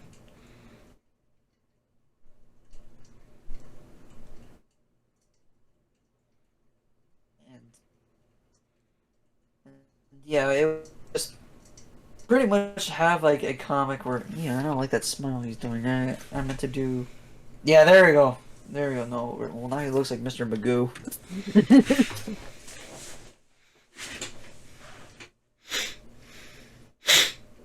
There we go. There we go. Yeah, that's Tam Samey. Mm-hmm. And kind of ironic that I'm talking about One Night in the Food Mart because Selena from Dan Hellsing actually does make a little special appearance in that comic. Yeah, she does. That and the comic. The thing about the comic is that it's just these two gas station clerks working overtime at night, and the comic is kind of loosely inspired by the regular show pilot. Yeah, it's I forgot the name. Yeah, 3 a.m. to p.m. That pilot, but instead of being fully based on it, it's completely different. Where it's also based on the episode of SpongeBob with the hash-slinging slasher. Oh yeah. Especially certain jokes in there, but at the end, instead of being like, I don't know, Nosferatu, it's a completely different character. Again, if you want to know, well, now these mini comics are now available on newgrounds.com. Yup. And another thing would also be that, oh yeah, another thing I forgot to mention about these mini comics, I had them professionally printed. Quote unquote. And what I mean quote unquote, well, let me explain.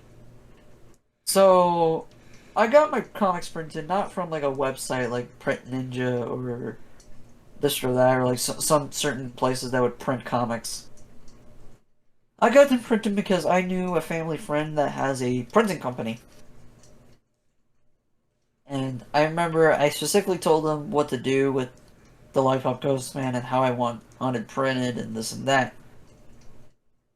So with how he printed the Lollipop Ghost Man, he printed it exactly how I wanted it because I had my first print as like an example test, like a test print, and then like it worked out perfectly fine. It worked exactly how I wanted it. With the second one, he kind of really ruined it. Mm-hmm.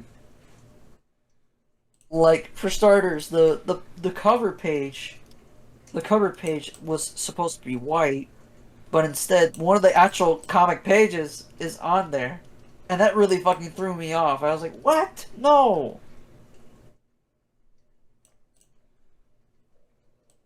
Like I would share pictures of what I mean by this, but like literally, it's just not how I wanted it. And it probably could be the time because I didn't have time to do a proper test print of One Night in the Food Mart. Like pretty much it. To explain it, there's a part in the comic where the pages are fully black. Mm-hmm. Like it is fully black. But then in this part, it just kind of became. It kind of makes it unique, but at the same time, I was kind of like, no, it's not supposed to be like that. It's supposed to be fully black, black and white. Yeah, well, black and white, white and black. To be precise. Oh yeah, I see. That, and I guess any more I would discuss about these. These printed copies, I honestly scattered them around through school and passed them around to friends, family members. But the one thing I definitely want to mention was when I tried to sell these comics.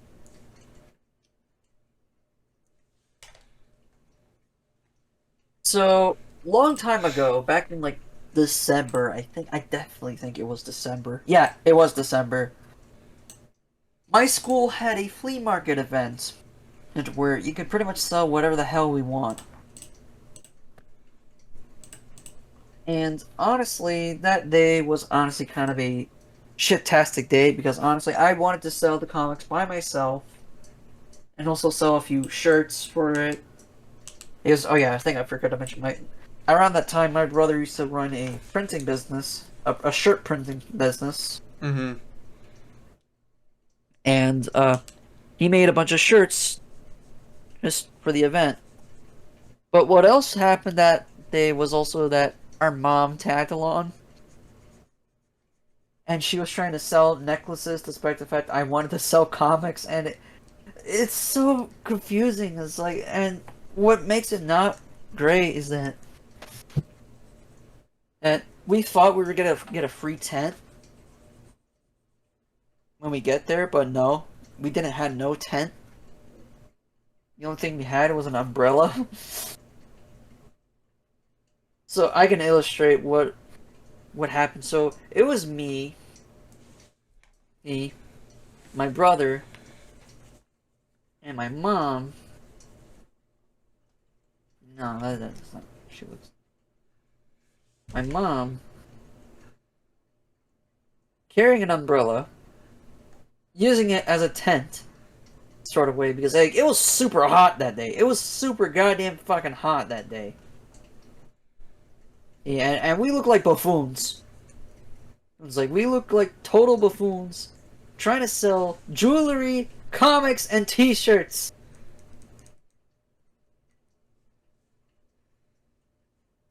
And we had like a total of at least like 3 or 4 customers. Some of them bought the comics, some of them bought the shirts. But like it was just not that much of a good day. We sold jack shit that day. I mean, I managed to make some money out of it, but it was just like terrible. It was like it's sad. It was just a sad day.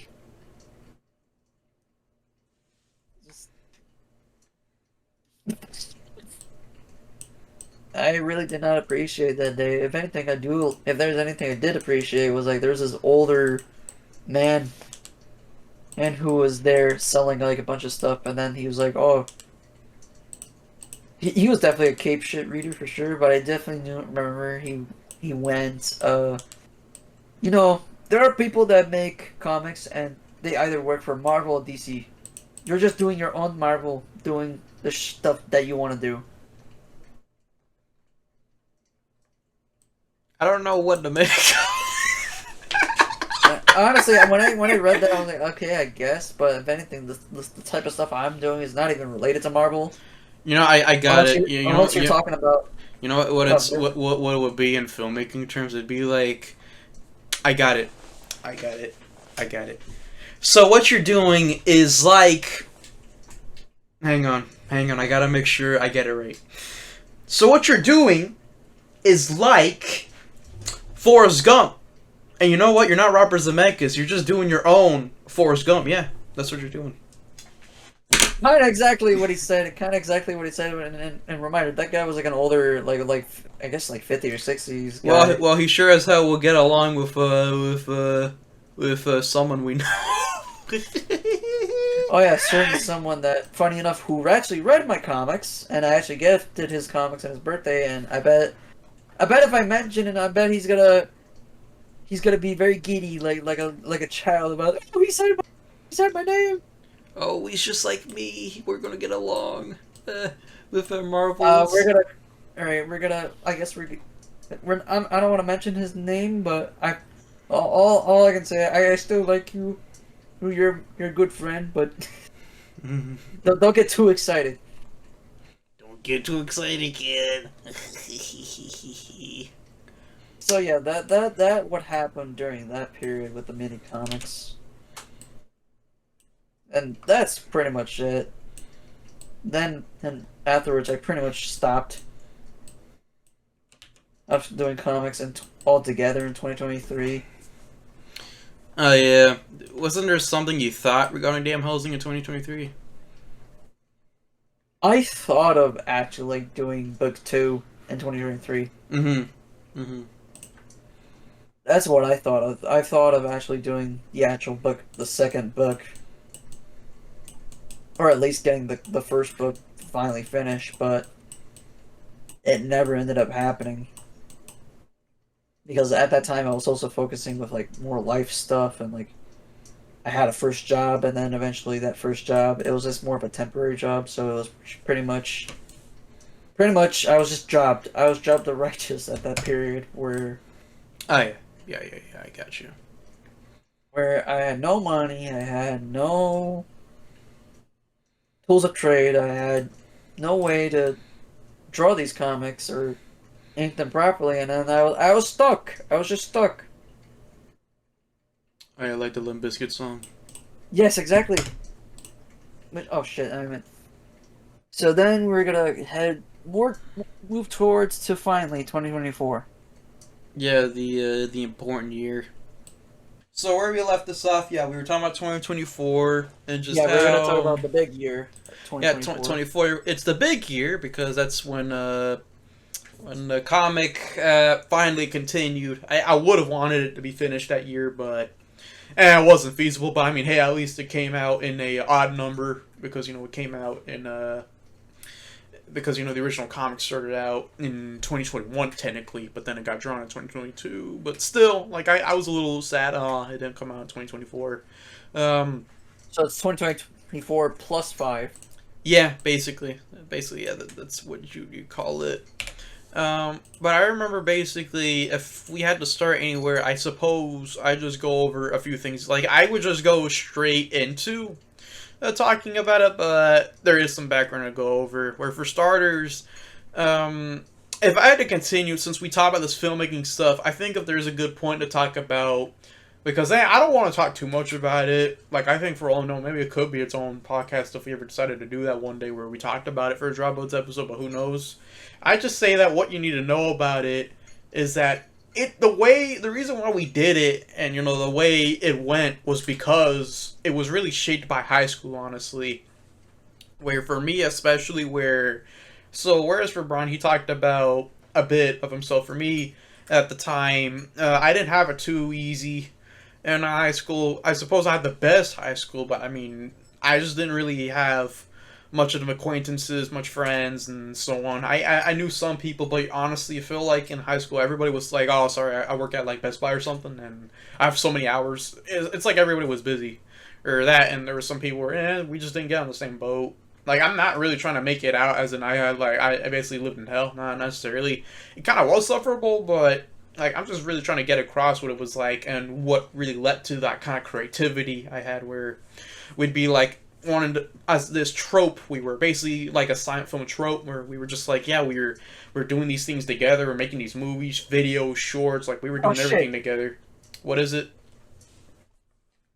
On my phone. Okay, that scared the shit out of me. But anyhow, um, yeah. So it led to this just creativity where everybody was out there peaking like we're all Well, I wouldn't say peak as in like it's going to be the best ever. Not necessarily things will always get better. I just say, in general, at the time in high school, it basically was just like yeah, like we were really expressing ourselves. Even if some of us, oh, we weren't doing as much. Like I mean, yeah, Brian, was really dedicated to school and did more school stuff than he did school video stuff. Whereas me, I did the opposite, where I allowed my grades to be ass because I just wanted to do videos. That's all I cared about. Um, but what happened though was we did this big movie that was a sequel to Rent House. It was like Dragon and Bree and Well. Uh, I don't know what I expected, but I remember it kind of was a bit of a blow to me when that movie didn't do very favorably. I wouldn't say like I was expecting what like something grand would happen. It was just more so I just thought something would come out of it, and that something never came. And I was like, oh well. And then it was right back to school for me, basically. And I remember just like yeah, going back into it where yeah, sure, I got a lot of praise for the movie, but praises don't make up for if anything, if I have a saying for it, it's just like yeah, you got the praises, but it's not really changing much now, is it? Uh, I mean, it resonates with you, but it's not really changing your surroundings. But yeah, really, um, like I put a lot of energy into it, and it really hurt me, which is what led me to be pretty sad and just look into different alternatives. Later in that year, 2023, we were still aware doing creative stuff here and there, and then like in December, we did our last short ever, and then after that, we never really got to doing something like that again. It was a shame because I remember last that year we put out some really funny videos that were great. People liked it, but then yeah, we couldn't really we never again were able to do kind of stuff like that, and which leads us into 2024, which is I consider like just in general a very important year and just a changing a turning year where that was a year where I remember early on I still was like that was a year where I got school over with by different means because I was kind of stupid. And I remember just like at first it was like, oh, now that I have the time for it, I'm gonna like do videos. And I did do videos. Like there are a few videos I did that were fairly funny. And I remember at first I was really excited about it, and I remember even you were finding I remember you were the only one that was actually finding them funny, whereas Lewis was very like, they're alright. Uh, like I remember he always was like, man, they're too jokey. I remember that was always his problem with these videos. Like, and since they're still on the channel to an extent, like yeah, Tony Hawk, the if I can name them all, you had the Tony Hawk video, the Saturn E3 video, like yeah, videos like that. Like I remember they came and went, and people, and I remember Lewis was like, oh, they're too jokey, but you love them, and you even quote them a bit with me. Um, and yeah, I remember I put those videos out and it was great. And really, yeah, I was doing this video stuff. Um, but then what changed, and I guess what really ended up changing things was just things around me where simply put, like I may have been able to finally get away free from school, uh, and all that. Like it was fine. But what ended up changing was school in a way kind of ended up coming back in my house where some family members would be like, "Oh, I'm doing the school thing. Don't be too noisy." And basically, I remember there came a day where I was working on the Saturn E3 video that really hurt, where basically it was like, "Oh, you have to be quiet." And I remember that completely destroyed me because I was just like, "Oh, I just want to be loud and be vocal and all that."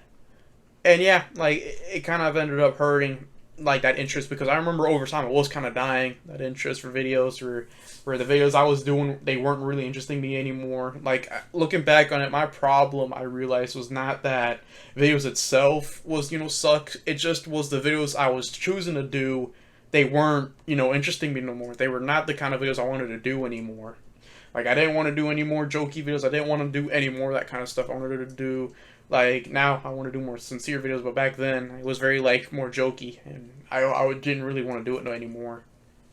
Um, I'm a bit jumping around, but there's also of course I need to, like, actually no, I'll save yeah, I'll get to it. But in general, this YouTube stuff, like I was having fun with it at first, but then it really was dying down. And I think those final two videos, like I privated one of them, but there was these final two videos, which Saturn E3 video was one of them. No, the video CD video. Yeah, I'm sorry, everybody. I didn't mean the Saturn E3 video. I meant to say the video CD video. I'm sorry. It's because they're both about the Sega Saturn. That's why I mixed them up. But yeah, the video CD video. That's where the whole story where, yeah, I was into like basically I was like, oh, can you be quiet? And it got to me. Yeah. Um. And yeah, that's what happened. And yeah, video interest just kind of died down. And I remember it was around the time when things were just really changing. I remember interest slowly where I can name them, yeah. Where for one, you had a gradual interest in music where it all began where when me and Brian went to this which I'll illustrate this moment at the very least where I remember me and Brian we went to this heck I'll even Music draw store. we went to this music store, which I'll drive a bad. I'll draw a bad car just for everybody. Where we went to this music store, uh, and I remember I don't know what it was. No, I remember what it was. I was being dramatic, but I remember we went to the music store and this guy, yeah, this nice, sweet old man.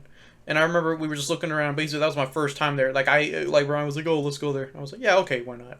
And I remember going there, and yeah, I had a good time looking through the CDs because yeah, mainly CDs because vinyl, take up space.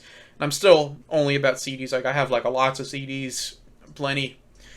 I Uh, feel like the only time you would get into vinyl might basically if you have your own place. Yeah, but even then, it'd really be a specific taste, but I just have no interest for it.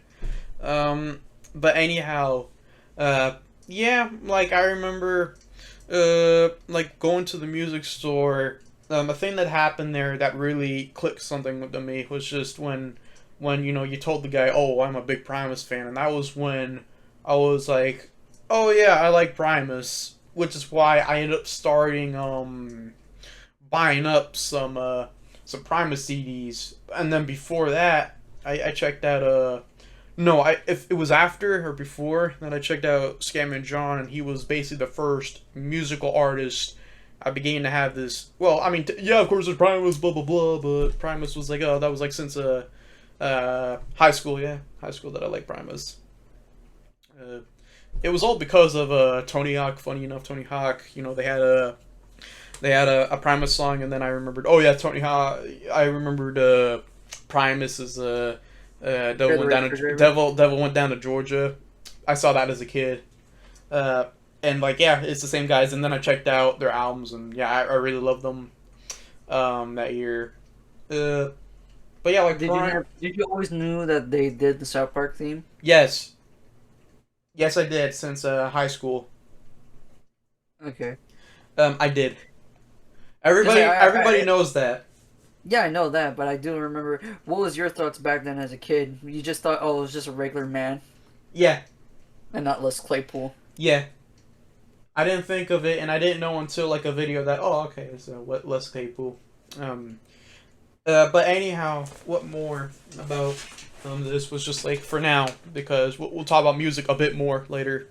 Is in general going to the store like yeah that was just like really began an interest in oh yeah music CDs and yeah music and yeah at first like yeah like yeah Primus to an extent but I feel like Primus it got even more where I remember Primus back then it was just listening to some albums but then I got really into Primus where I'd be actually listen to the albums and all that.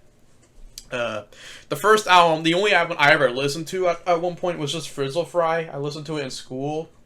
But then I listened to Sailing the Seas of Cheese. That was the only album I listened to. And then years later, I checked out I checked out Frizzle Fry and Sailing the Seas of Cheese in the high school. But then I checked out the rest last year. Um, and yeah, they're all good. I need to check out the newer albums that they put out in this century. I can name them. It was you had You have the green one, the green cover one.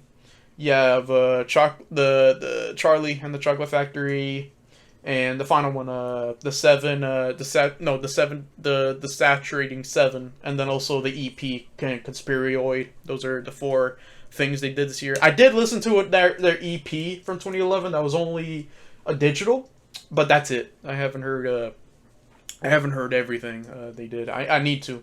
Why not? They're on Spotify. Um, but as I was saying, yeah, there was also, of course, Screaming John, where I don't have too much to say, but basically it was just like, yeah, Screaming John was the guy I liked, yeah, quite a bit. Like Aerodance, I liked his lyrical and musical. I liked it. Um, and then the one of key interest, comics over time, where how it began was basically, if I can remember these things right, the order. I kind of have it mixed up because it was kind of basically around the same time. Where I remember I have notes of what I want to check out, and something I had for a long while noted was I wanted to check out this Doofus movie and also an Asterix movie. It was Asterix versus the Rome, no, versus Caesar. This was the movie because I saw a Twitter clip of like Getafix making a potion. Like, oh, look at this, it's so crazy. And it was like the same time as Doofus. Like, you can thank Twitter for why I finally checked those things out, like Asterix and Doofus, and then later Whack Food, because yeah, people were posting about it, and I was like, oh, okay, I'll check them out. Would you draw them out, or are you just gonna say it verbally? I'm saying it verbally because I don't want to overload. Actually, I might do an asterisk since it's been ages since I remember. I have drawn them before. I've drawn it. It was like it's been a few months since I drew them. I drew them on paper a few months back in February. Oh, well, you're drawing asterisks. I'd rather let you draw asterisks. I was trying to draw it by memory, but nah. I'll do it by memory. Uh, but yeah, I remember. Because yeah, I'm trying to. Oh, that's like a that's a That Mario. looks more like Luigi than asterisks. Because Ironic. they got Ironic that it. they Oh, got sorry. yeah they got handlebar mustache. That's how you do it.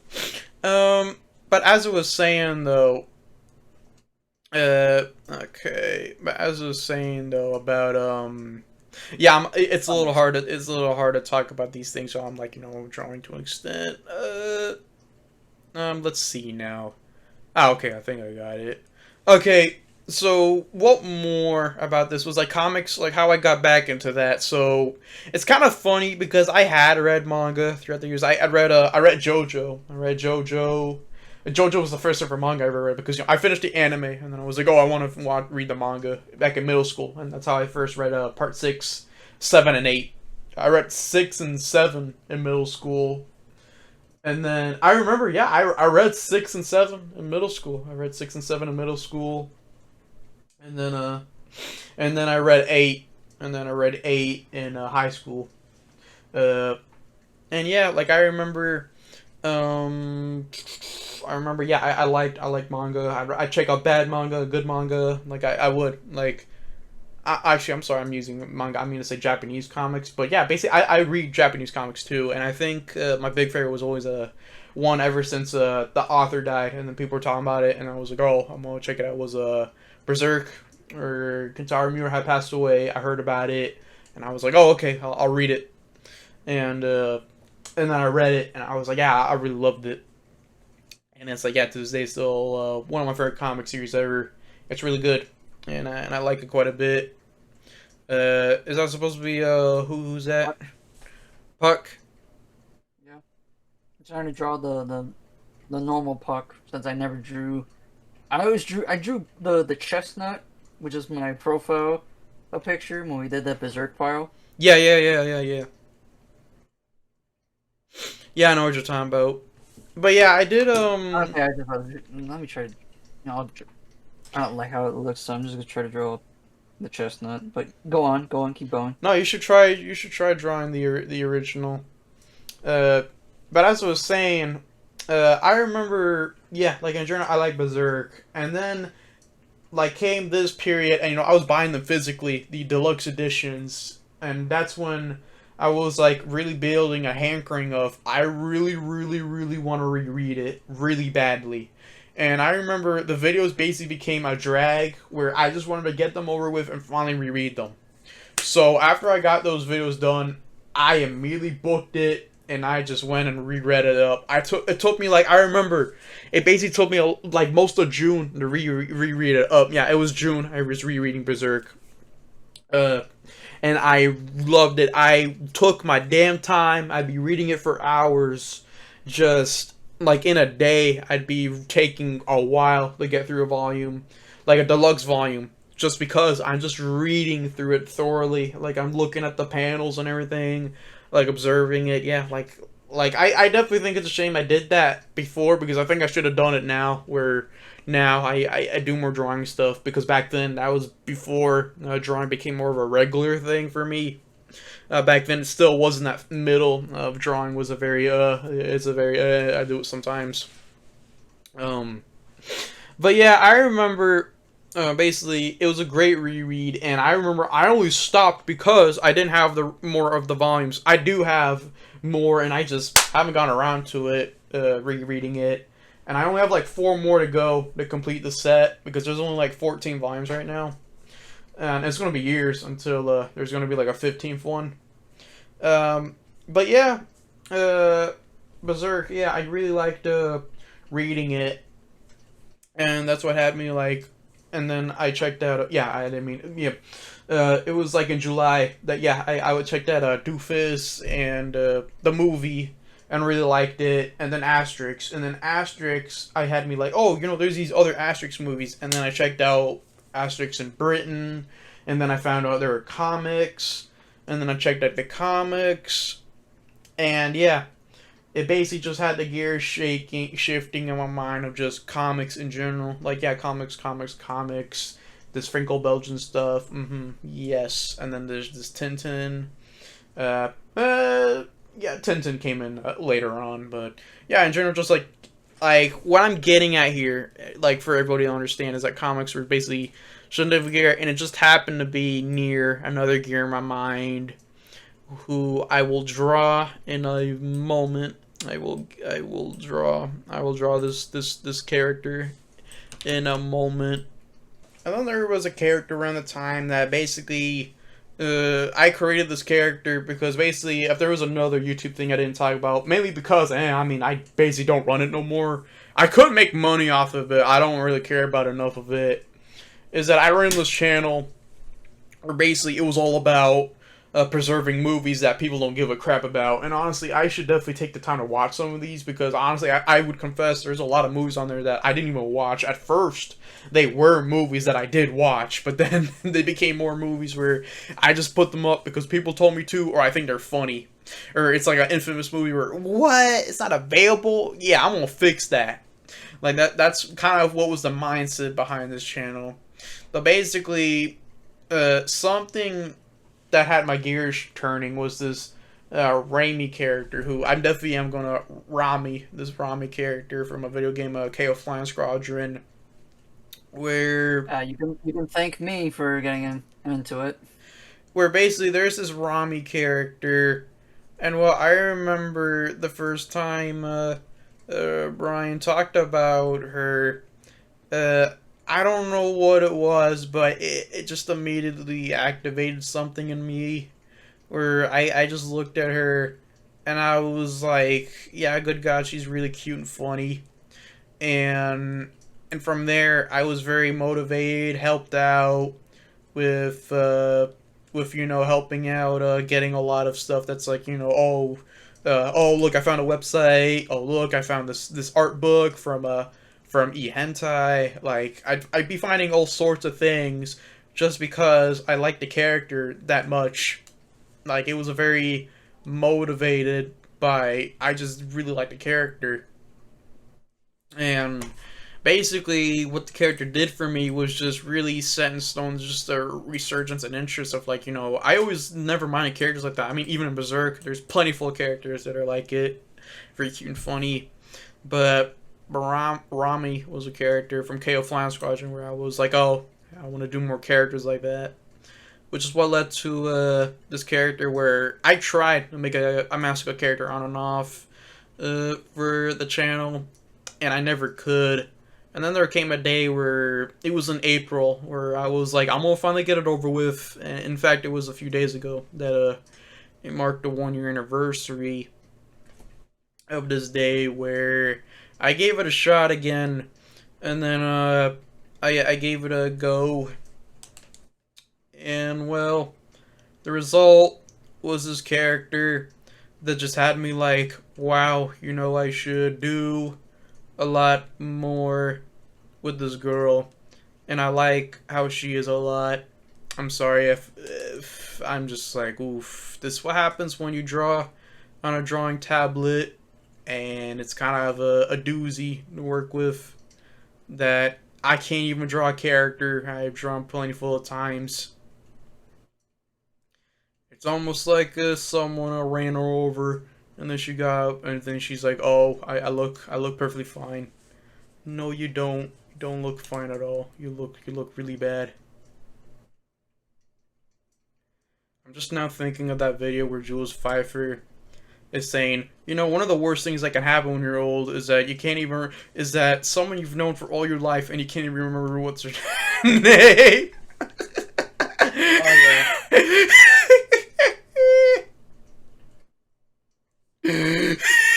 I laugh at that every time. If you guys are wondering, I'm talking about the guy who wrote the Popeye movie, Robert Altman. It's a really great video. I love that video. Yeah. But yeah, there came a character I did for the channel, and her name is Maid Medea. Where I remember the day I drew her, it was like very late in the day, April 30th of 2024. I drew her, and I remember at that time, I was like, well, I made a character. And then I asked around, like, oh, like I remember there was this friend I had who I'm not in touch with him anymore. But I remember I asked a friend, and well, he was very silent, so I kind of was sad about that.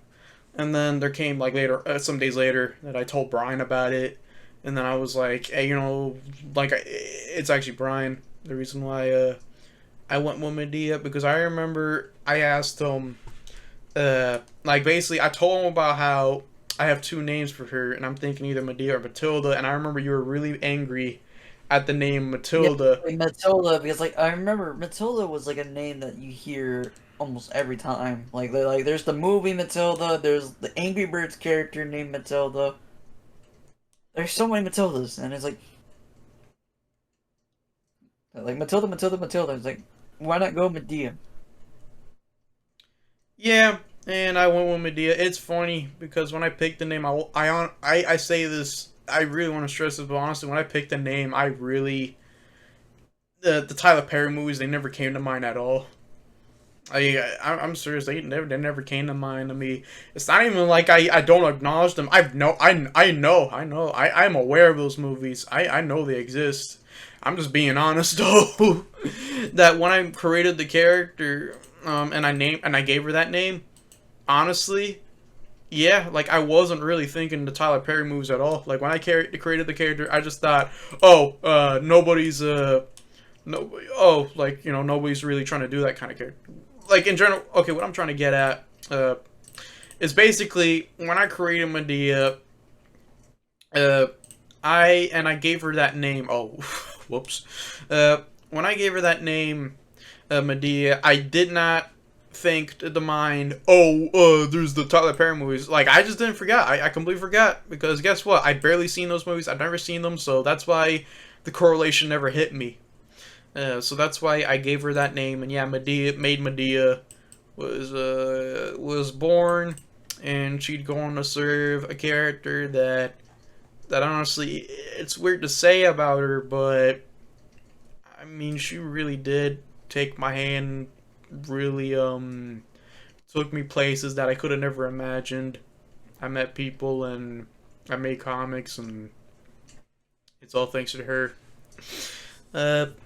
And one of those things was just, well, I remember when I first created the character initially, days later, I made this comic in WarioWare because another thing about that year, I was really into the DSi, and I got like a flash cart to play. No, I got a modded one. I modded my DSi, and I got a big one, the XL. And I remember I got my friends the XLs too, because I made a trade with the guy. He's cool. He's working in like the Air Force, U.S. Air Force, like military. But as I was saying though, um, I remember what happened is so you can make comics in WarioWare do it yourself, and I wanted to do a comic in it. And it was like before this interest, by the way. It was in May.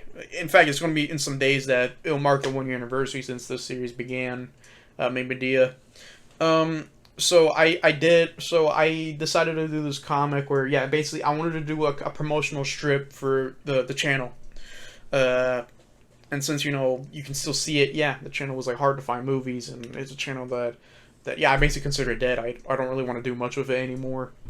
And as I was saying, it was just, yeah, I did this comic, and basically I left it at that. But I cannot deny, though, that over time, the gears were turning, and I kept wanting to do more with the character, and to a point that I even one day asked Brian just straight up, if like I already had ideas myself, but I even asked Brian, what characters should I do? And you can thank Brian for why I did Bill, where Bill is the projectionist, and it's funny because he's one of the earliest characters that took a very long time to come back in the comics, because he was in the second ever strip, and it wasn't until literally a few days ago that he finally came back.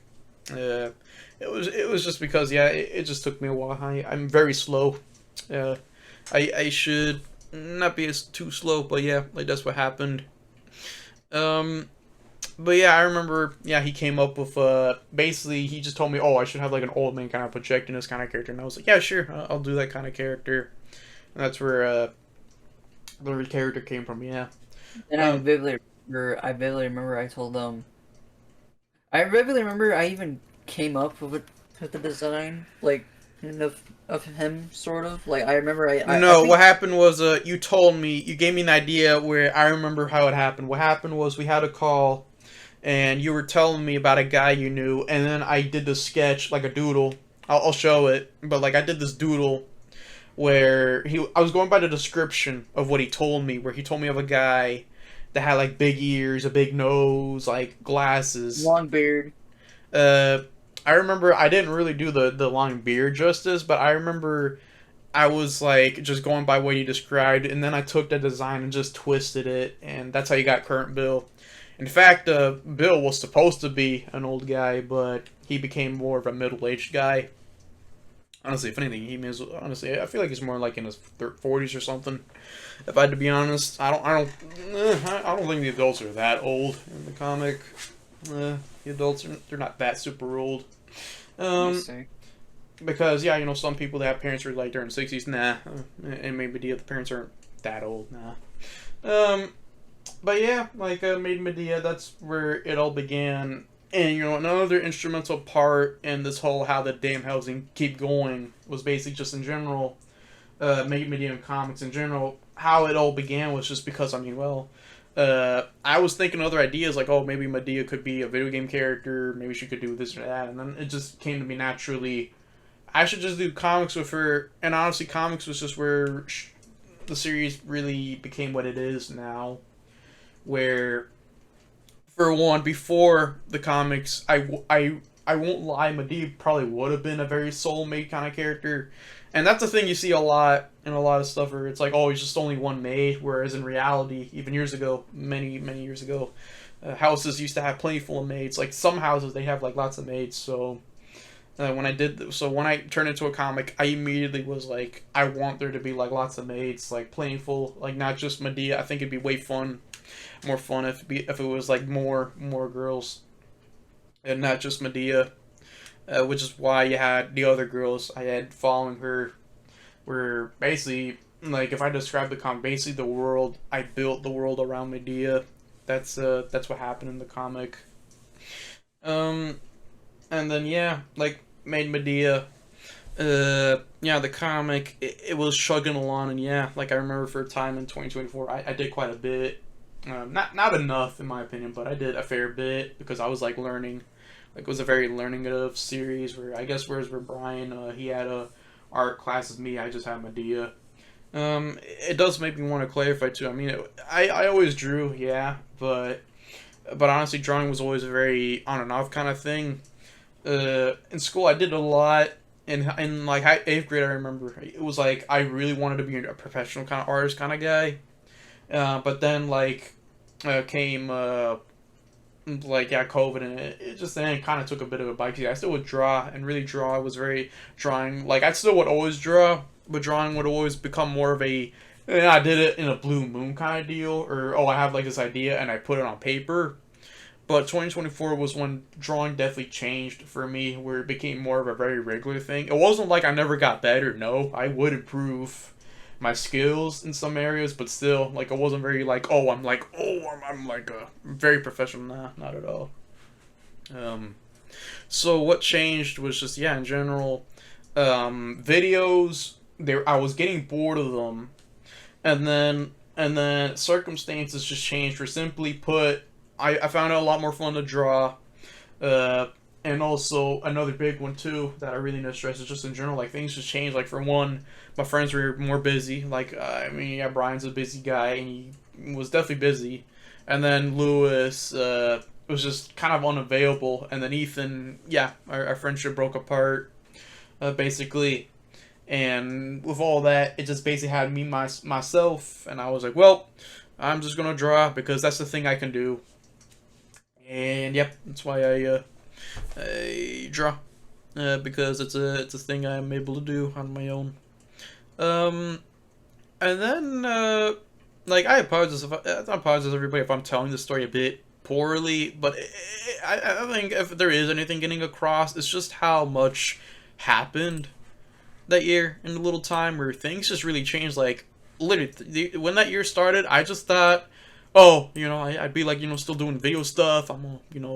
That's what I generally thought. Like I'd be like the YouTuber guy. But then by the end of the year, I'm a comic artist, and it's like, oh, okay. I didn't expect things to go this way.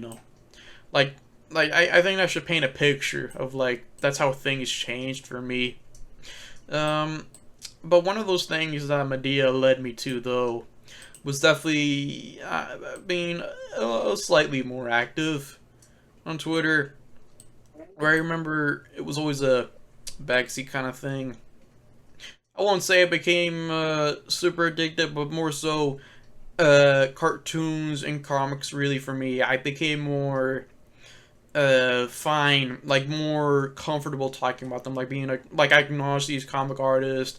I'd be more interested, like I'd be more fine with them. Like I'm like, yeah, I'll gladly talk about them because back then I was very uncomfortable with that. But then there'd be like these circles where it's just like, I mean, yeah, everybody's really like yeah, they're interesting people and they're not really retarded.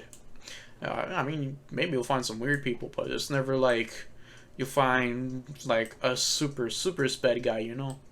Uh, and really that's how it was for like yeah I'd be finding him. Well, I'll definitely mention since he did a great video. He's done some great comic videos. He did Hey, and then he did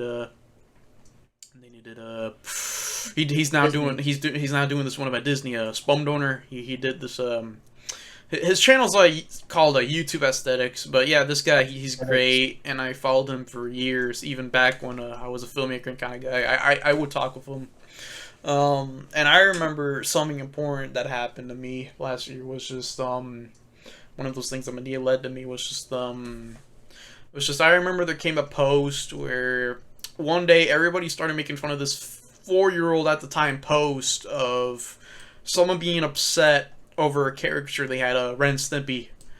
And I remember basically I thought it was funny, yeah. But the important part was when Spumdorner had this retweet, like Pope retweeted making fun of it. It's gone unfortunately because he got hacked.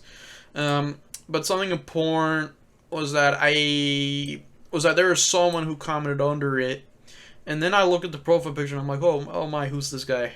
And then I click on their profile, and then I find this guy. He draws all sorts of things, and he has this comic. And then I read, I'm like, oh, well, I don't like reading it this way. So I download it all up. I put it in order, and I read them all up. And I'm just like, oh my god, this guy is amazing. He's like so much better than me. And immediately, like, I follow him and everything. And then when he followed me back, that's when I first spoke with him. And yeah, we spoke a lot that first day alone. And I remember the moment I knew, yeah, he's a friend of mine, was when I showed him my first ever made Medea, and he had numerous things to say about it. And I remember reading that and immediately being like, yeah, okay, yeah, all right, because I remember like what engaged this was like, yeah, he followed me back, and then I was like, oh, I want to talk with him because yeah, I remember I followed him, and then I closed Twitter. I read the comic, and then when I came back, I found he followed me. So yeah, I essentially befriended him overnight. Found out things about him that day, and yeah, we added each other on Discord, and yeah, nearly a year later, we're still in touch, and we talk a fair bit. And I would have never met him if it wasn't for Medea, and if it wasn't for and it wasn't for just in general, just the circumstances. And he's been a wonderful friend that I hope I stay in touch with for more than some time. And why he plays into this is because it was a conversation with him that led to Damn Hellsing continuing, and I'll tell you what it was. So what you get from this 2024, it was a very changeable year, like very big turning point for me. And something that happened in August was we had a conversation about comic making.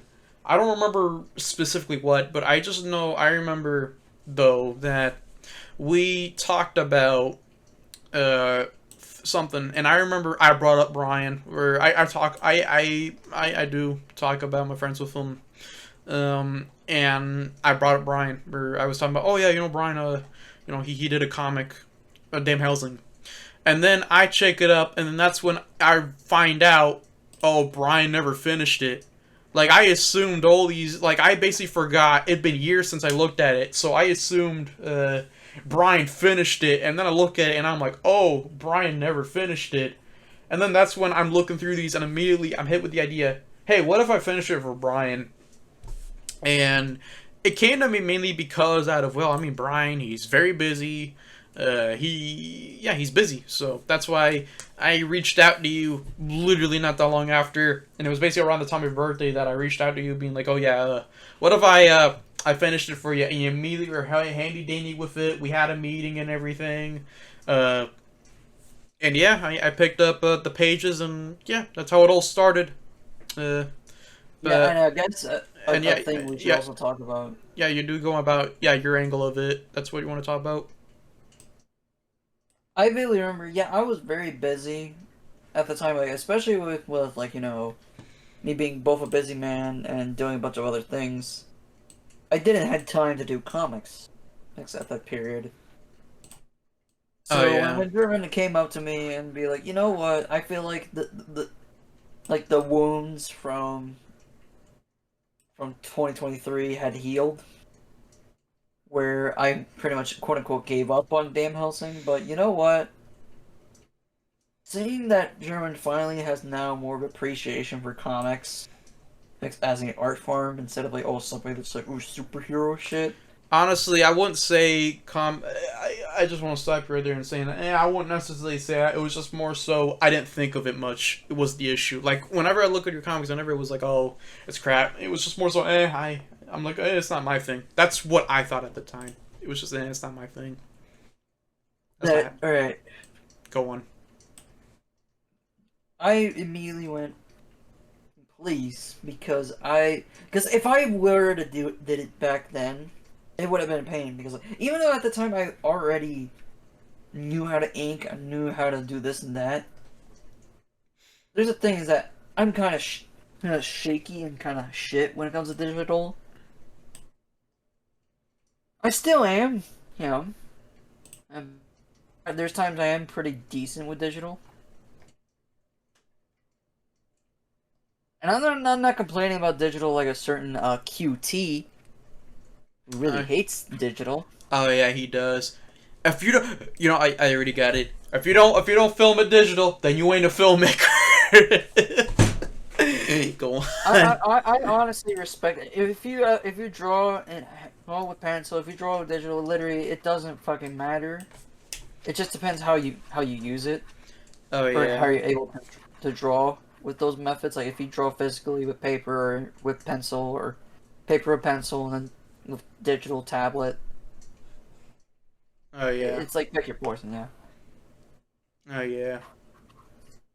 But anyway, when this happened, we also had exchange conversations and pretty much I told German what stuff you had to do in the comic, like fixing and such, and and there might be some images splash into the screen that would show both the original some change because there's some changes that happened through how the comic was when it was rough and when it was finalized. Oh yeah.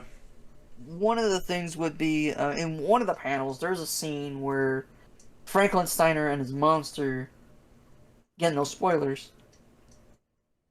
But it is a part in the comic where Franklin Steiner and his monster is going to the left. Because, as Lita said, the lab is down the hall and to the left, and I drew it to the left. Yeah. And then German thought, oh, they're going to a place that literally says left, and they're going to the right side. You see, the reason why I did that was because I was thinking it three dimensionally. Like I was thinking, oh, they're gonna literally go to like the left of the room. Like that's why I drew them that way because they're going to the left. If we had to do the biggest comparison of what was the original version like and the finalized version, it's kind of similar to Tintin and the Alpha art. Oh yeah, yeah, absolutely. Even if with the alpha art, there was only like it's a shame because the alpha there was only like I remember I read through both of them and only the first few pages of the ref one is like actually like very very very like close, but then like the rest of them they're basically like notebook sketches, like very very very simplified, like barely much. But what Brian is getting at though, yeah, he's right. Like basically that was kind of my treatment of it where when you read them, like Maid Medea and Damn Hellsing, I intentionally was very much like when I did Damn Hellsing, I didn't really want it to look like because I was very against of I'd redraw it. Like yeah, sure, I can't deny the fact that there is a lot of stuff I did redraw. Like yeah, that like the one he mentioned right now, yeah, that is something I did redraw. The Franklin, like I basically like there'd be parts I would basically overhaul and redraw it essentially. Uh, but I would say though in that I did keep a lot of his sketches, and if anything, I just changed them up slightly, but I kept it very like if I describe it, I kept it very Brian. Like I just kept it how, especially how he used to draw like that. I don't know how much has changed because I think like it's kind of hard for me to judge because Brian draws here and there, so it's like it's kind of hard for me to judge. But I can tell you right now though with his art style, like the way he draw then, it was very very messy, very very simplified. Like I don't know what are the right terms, but essentially I'm just getting at how he had a particular look. Like I remember I even would compare to like it kind of reminds me of one's One Punch when he did it on Yes, the internet. like before, like he had like a bunch of artists to Yeah, draw better. yeah, Or even you're when he draw specifically yeah better. you're specifically talking about yeah they're like it's funny. There's like two versions. There's like the webtoons one, the one that's like one on the internet, and guess what? It actually does look better over time, and that's what it reminded me of, like the really early ones where it looked really really bad. Like I wouldn't call it bad. All right, it's like charming, kind of like Zun's art, or, uh, but like yeah, it's like very rough around the edges. But then, like, yeah, you had these artists that that did a serialized version because it was actually done for a shonen. It was like done for a shonen magazine. That, and I guess I forgot to mention another artist that did kind of bit of that was kind of a influence for my art style was since we're talking about Japanese artists, Hajime Yuda, I think that's how you pronounce it. He did the Fooly Cooly mangas, and I remember those mangas for Japanese comics were very scratchy and very unique, and I really digged it. It kind of looked like something that was made by Jonan Vasquez, I see. and because of that, I really liked that type of style, and that and and a bunch of other things that happened been what really helps me design get that type of style that I grew to have back in 2022. I see. But you could go on. Uh, Unless uh, there's anything you want me to mention. I'm a little rusty because right now I'm drawing Tatsumenko, if I can say her name right. I think so. Tatsumiku, she's the green hair one. Yeah, the shorter, her older sister. Yup, that's who I'm drawing right now. Okay, I'm gonna. Okay, you know it look it's. That face. That face looks more like she's Fat Princess. Oh yeah, I love Frat Princess. She's a great character. I love her. Um, yes. If anything, right now I'm just pulling up a picture. I'm a little lost right now. Like I was a little lost in the conversation. Okay. I think I got it. I think I got it with the top out. Okay. If anything, in general, like yeah, Brian has a particular look, especially at the time. Like yeah, especially in Damn Hellsing, where there'd be some characters where the John Dilworth and someone just like very apparent. Oh yeah. Oh Like yeah, John Dilworth has another one. like yeah, like in general, like I said, like I don't really want to comment too much on how it's evolved since because like honestly, I don't really have too much to say that. And in general, it's like I'm not too acquainted. I just can at the very least tell you to describe what is it I notice in the art around the time of Damn Helsing specifically. Like I can tell you all sorts of things. I'd say that. Uh, well, yeah. Right now, I'm just trying to get. Yeah, I'm looking for. Yeah, I was looking for a picture. There you go. That's what I'm talking about. Now, anyhow. No, as I was saying about yeah, in general, Brian had a particular look to his comics and like to his drawings, and yeah, like I wanted to just in general keep a lot of what made Brian in his art. So I didn't really want to replace it. So that's why I was very against redrawing it and just basically redrew it. But if anything, doing it though was a very learning process. In fact, I would credit to like Damn Helsing was really important because it basically led to me finally having a perfect way of doing digital art because for a long time I always never had a very feasible and very practical way of doing it. It was either the phone, the digital tablet. It was always shit, honestly. Like I don't mean to be foul, but it really was always shit. My methods.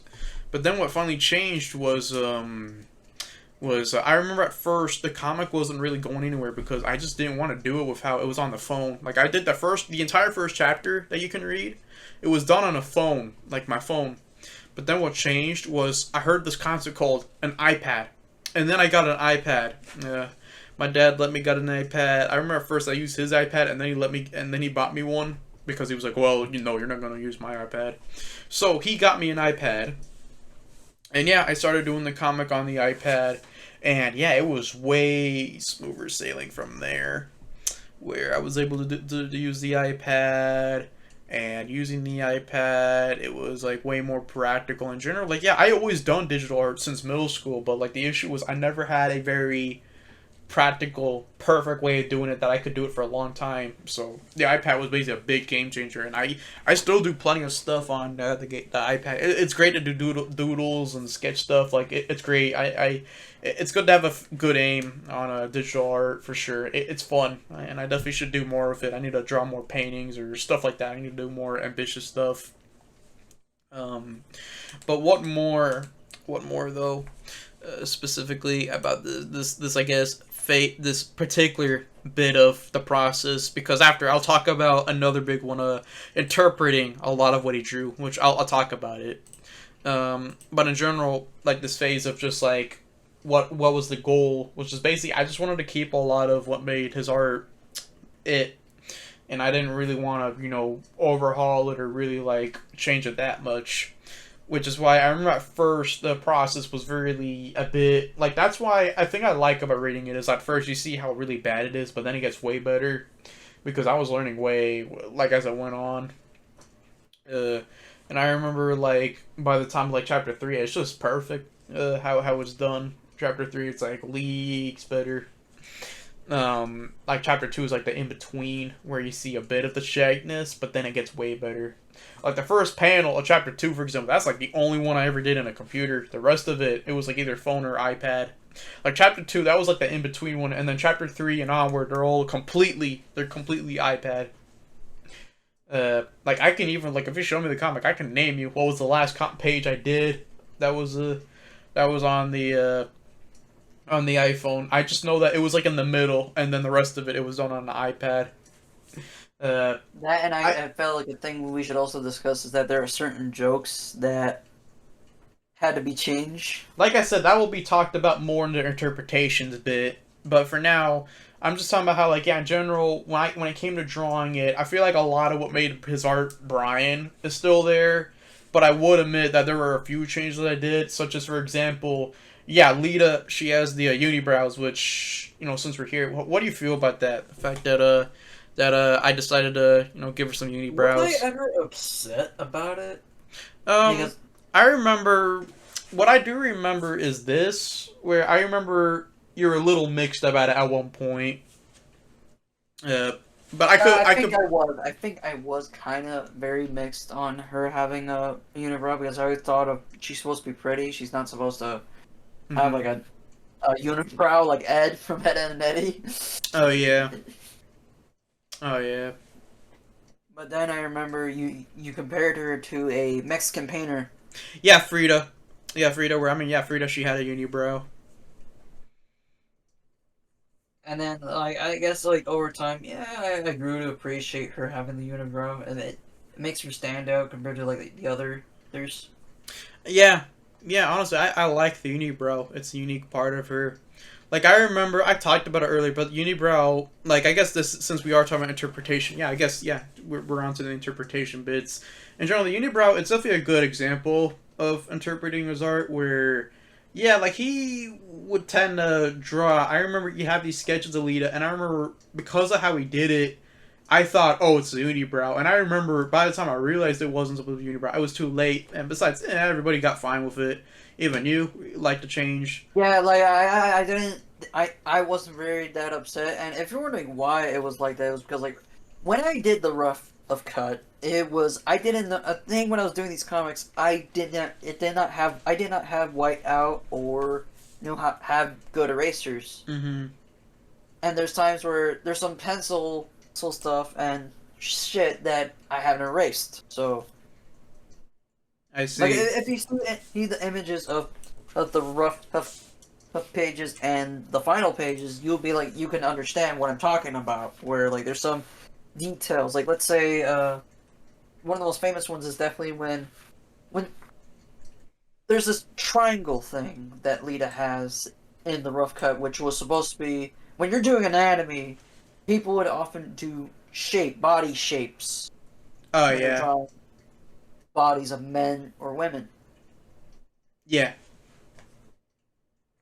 I remember I had this one anatomy sheet of like how to draw women's bodies that I found on the internet. And it was before I had actual classes about it that taught me about it better, but I used that. I don't know if I still have it. It could be on my old ass phone. But I remember I used that as the basis for Lita's body and even some of the other characters. I see. I remember it was funny too because I remember this led to some drawings I did where I remember because of it it had me go, oh, so it's like a boob window. And literally, I had to tell you, no, German, it's not a poop window. She's not showing her chest. Yes, she has it all covered in clothes.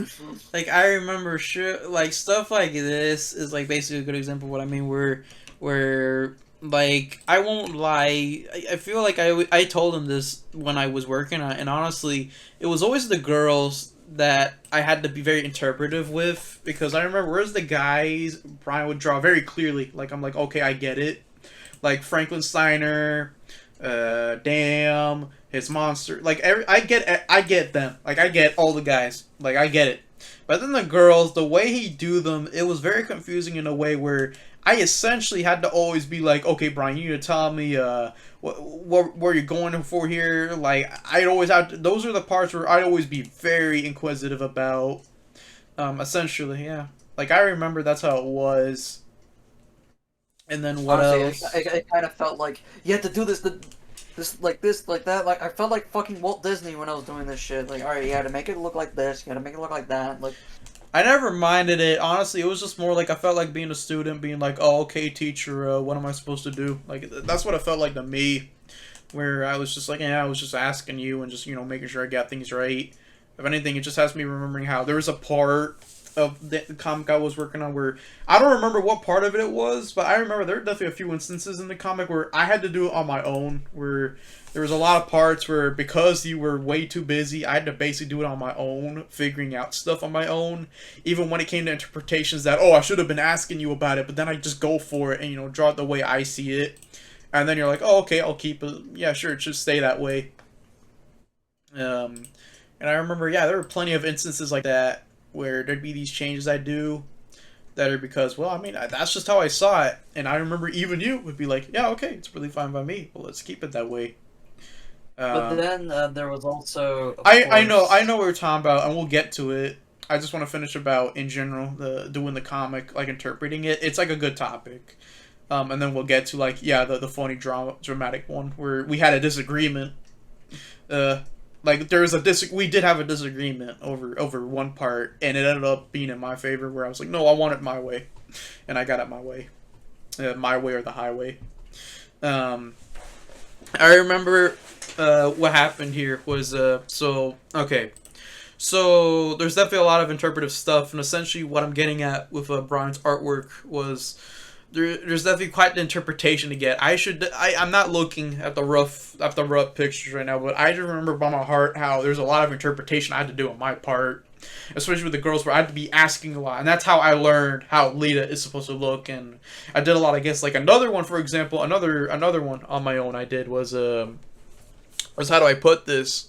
Is that if you ever so you'll notice how in the sketch you see how Damn has this tape, right? You'll notice in the comic there's a line over it because I didn't know until like after chapter 1 that the truth is that it's actually supposed to be it's like supposed to be a tape, because I didn't realize what kind of hat Dan was wearing. I thought he was wearing like a fedora with a pocket in it. but no, it was a straw hat. It was a straw hat with a piece of tape, with a pigeon feather strapped to it. Yeah, I didn't realize that because yeah, he didn't tell me. So I did that interpretation on my own, and that's basically like a good example of what I mean. Where there's plenty of interpretations I did in that comic that was just like, yep, I just did not know what I was looking at. Because a thing about Brian in that comic is that there definitely be plenty of imagery that was just like, wow, I do not know what he drew right there. Like here's the original hat. Drew the original hat as an example. And then I vividly remember how a German's was, which looked something like this. Yeah, I'm really looking for it. I want to see how you draw it.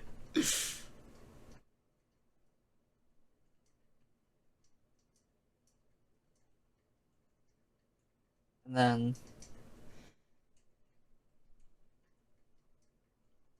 there you go. Close. But I mean, yeah, I mean, you do make it clear where I mean, yeah, I was all about lines and all that.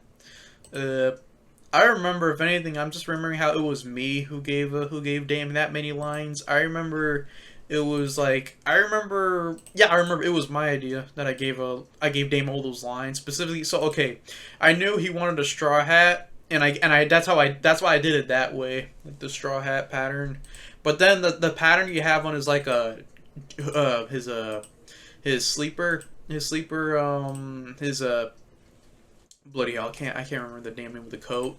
Yeah, bathrobe. Oh, His bathrobe. Yeah, his bathrobe. The pattern on the bathrobe that came from me. But yeah, oops. basically, oops. Uh, I'm sorry. I was thinking. Lego Island. The unquestionable truth. There's a at the Oh. end of a song. There, Fred says, "Oops." That's why I said that. Hmm. Um. But yeah, all right. Um, but as I was saying about what more, because yeah, I apologize if I'm a little all over the place. Um, okay, I got it in terms of what more. I should have been more specific. That's a thing for next time. I need to be more specific in what I'm noting. Um, but I guess on top of my head in general, interpretive stuff. Really, there was definitely a lot of interpretations I did. Like there are a few changes I did. Like for example, maybe there was a one panel where I gave Dame even more funnier face. I gave Allison the little girl a nose job because I remember Brian he didn't really draw her with a nose. Uh, and then of course there is one I really do want to highlight, and is that I don't want to spoil the comic much, but I do want to point out how in chapter two, originally in the rough draft, like for whatever reason, Franklin, you should actually talk about that. Like Franklin lost the suit, and then like he had a suit, and then he doesn't put it, and then he takes like he doesn't wear it anymore. Uh, and I remember when I did the comic, I drew the suit back on him. Like I kept it for him for the whole comic. Throughout the entirety of chapter three. Yeah, it's chapter three I'm talking about. Yeah, chapter three when he has the suit for the rest of it. Because I remember in the rough draft you gave him the original clothes, um, in those pages. I assume. I feel like this is another reason why. It Yes. Oh, I don't think I even mentioned it in the first page of chapter 3. Oh, if anything, I feel like a gag, which honestly the reason why I would assume a thing I would have thought of was that he would take off the suit and put it in like a coat hanger here when he was Uh, running away. That's uh, what I had planned. That's why he's in like the original clothing in I the rough edition. I never knew that. See now, yeah, that's a good example. I would have never told, could have tell in original rough draft. But yeah, You get to see it was always intended to be very cartoonish, literally. yeah. Like characters would have like a suit on in one scene, and then when they're running away, they take it off and just put it somewhere. If I knew that, I would have had it like it flies right off of him. Like it flies right off of him. Yeah, like But yeah, like I never knew. I never knew. That's why in the comic he keeps it on because I just didn't know, and that's why he did it that way.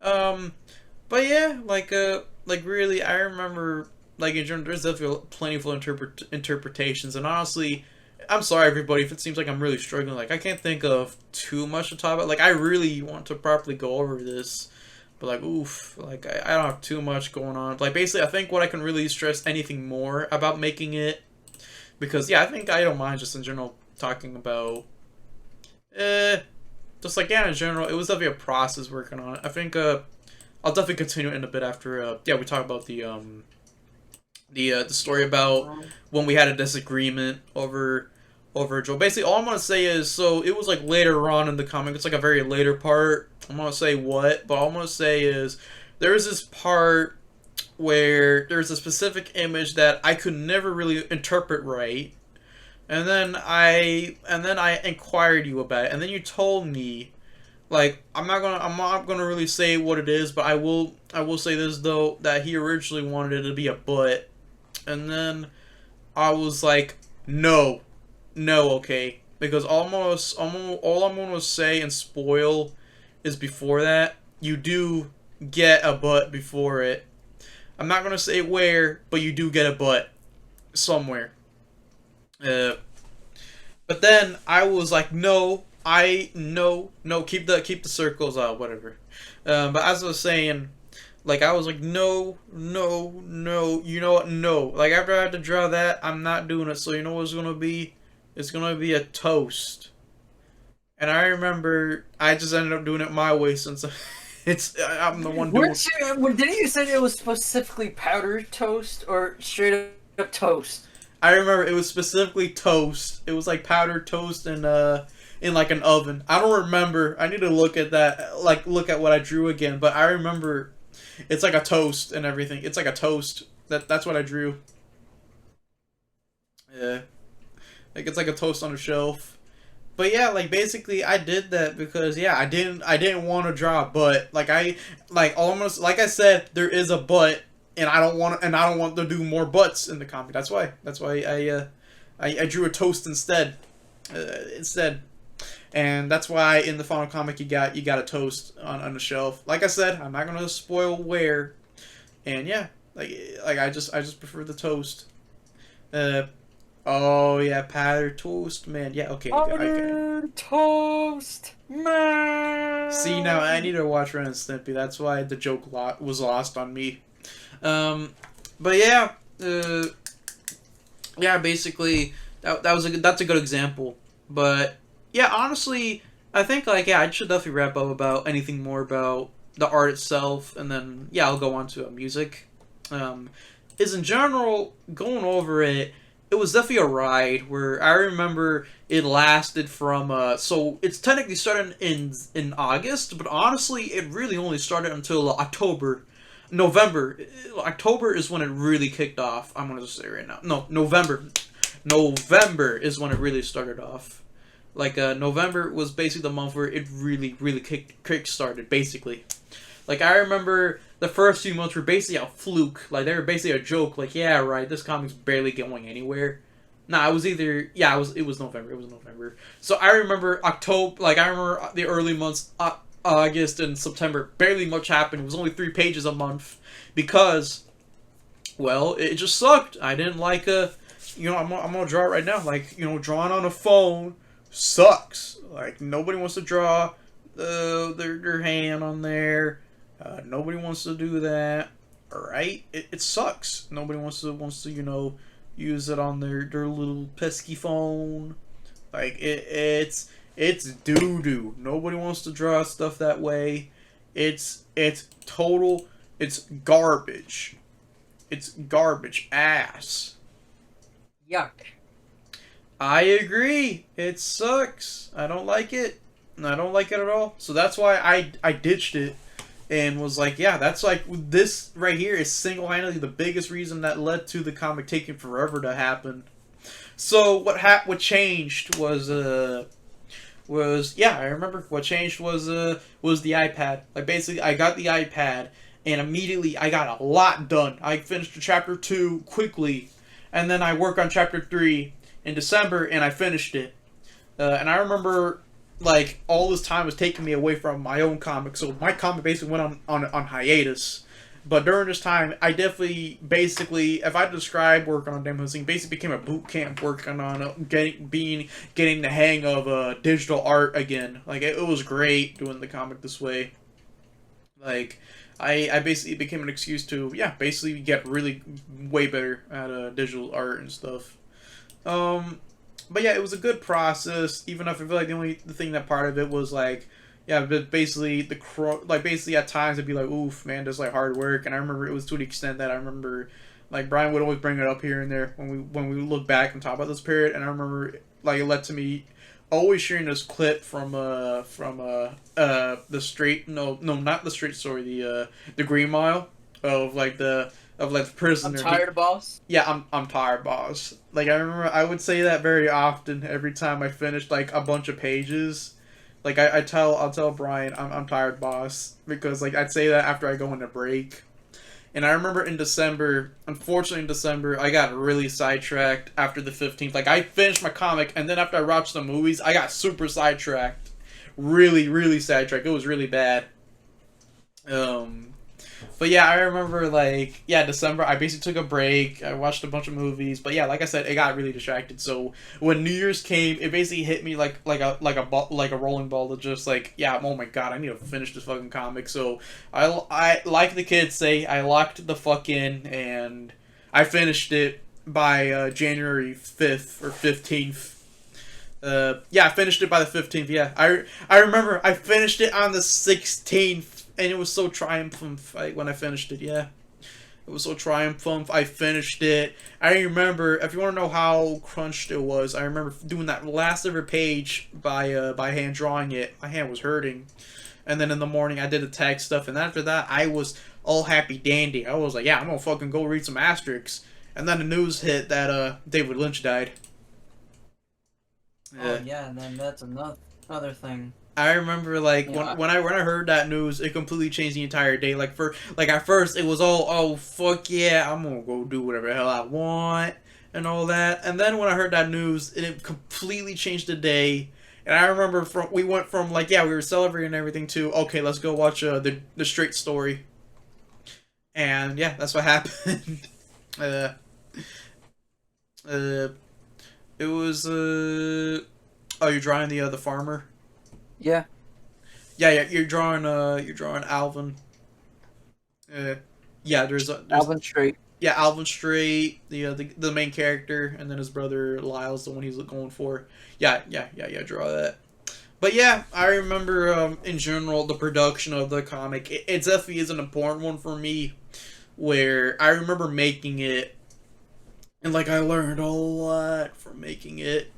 Even if the only shame really was like, oh, I didn't get to work on my comic. But honestly, like the contrast between, I have to admit, even though I can be maybe a little mean with my comics sometimes, I will never deny though when you like compare the eighth and ninth strip, like you know what I mean, where the eighth strip looked pretty alright, but then the ninth strip, it just like is like in a big improvement. Uh, and it's like I'm talking about the comic strips from before Damn Hellsing and after Damn Hellsing.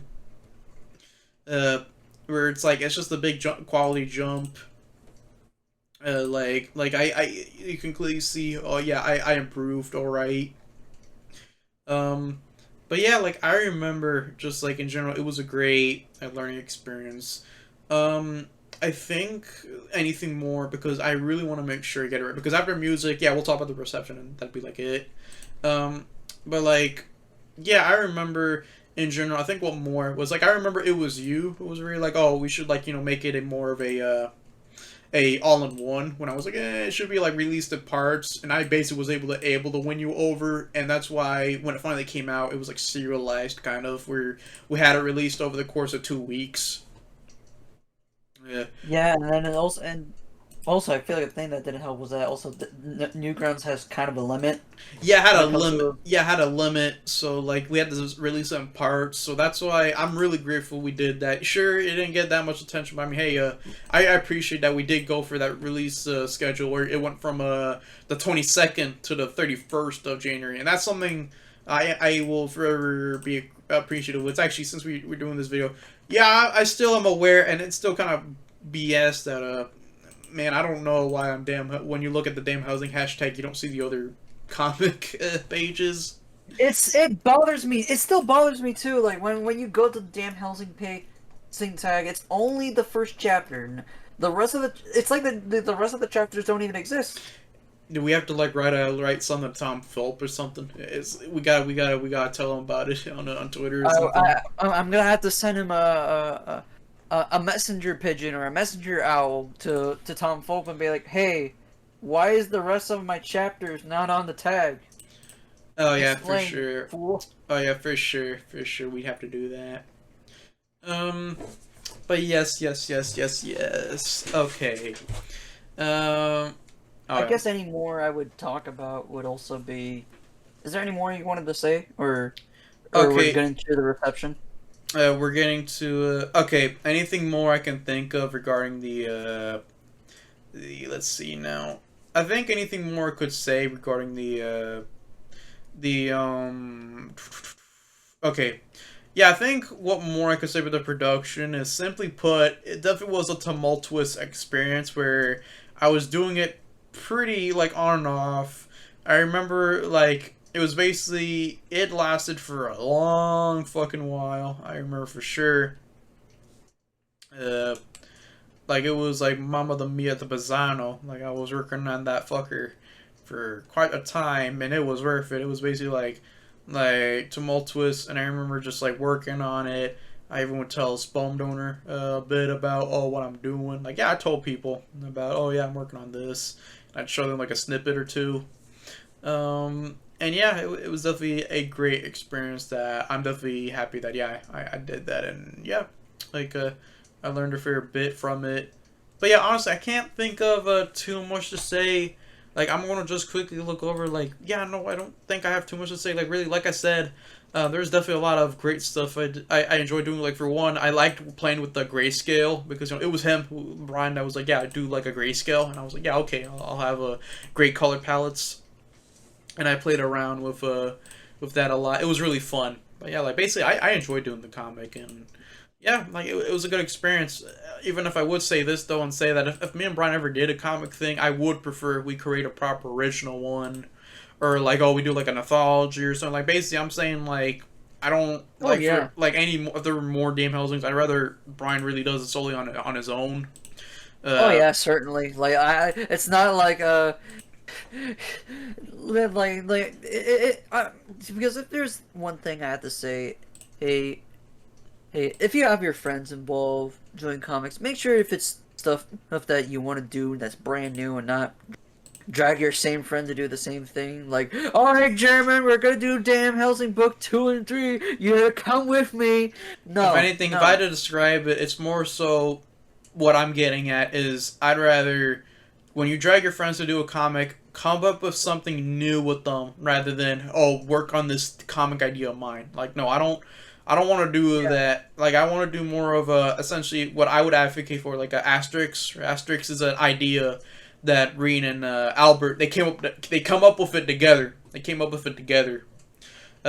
And that's what I would rather me and Brian do if we ever did I wouldn't mind the idea if we ever did more comic stuff together. I just say like that's what I would prefer to do if we ever did that. Where I'd rather it be an idea where we both came up with it, we put our parts in it together, and yeah, like I'd rather we do that instead of we're gonna I'm gonna he's gonna I have this idea, we're gonna do it on my idea, or he has this idea and we're gonna do that idea. But like yeah, that's what I would prefer. Um, but I think if there was anything one more before yeah, I'll let you wrap this up, is definitely music for a fair bit. Where so I set it up and how yeah, I talked about Scam and John and whatnot, but after Scam and John, because of a song he did called Invisible Man, I checked out a Queen, and then after Queen, what changed was, well, there was this Hot Diggity Demon video where Mario wore this corn shirt and it had me like, oh haha, funny. So I remembered it, and then when I was doing Damn Housing, I was like, Brian told me he listened to a lot of music, so I'll give it a try. So I listened to Korn, and well, I never went back since. I remember I listened to a lot of Korn, the first few albums. I remember I listened to 4 in a go, like goddamn. That's how locked in I was. I listened to the first album, Life is Peachy, Follow the Leader, Issues, all in one day. It was like one of the earliest days I was working on the comic. I did that, yeah. Um, and then yeah, like I did that, and then there was also and then there was also and then there was also eventually checking out Slipknot, Limp Bizkit, and when I mean that I mean like I check out the first album. Yeah, they checked their first album, Slipknot. I check out the 7th album, and I think it's okay. I know someone who really likes Iowa, but I think it's an okay album. But then like Limp Bizkit, like that's the first time I hear $3 Bill, and that's like my favorite album. And I checked out the other albums, and I was like, yeah, it's okay. Significant Other, I mean specifically, like I listened to that album, and I'm like, it's alright. And then yeah, like I was checking out all these bands, all this music. Like I really enjoyed it. Oh, you're giving it a nail? I was trying to give it a nail, but if anything, I feel like if there's one thing I would have comment when he was getting into music, I was also kind of like I was kind of like, oh, what took you so long when that happened? Yeah, I mean, it's funny because you're the same thing for when it came to comics, kind of. Oh yeah, that's another thing where I was like, oh, what took you so long when it comes to comics? Really? But if anything, I'm not that mean when it comes to that type of thing. Where I see.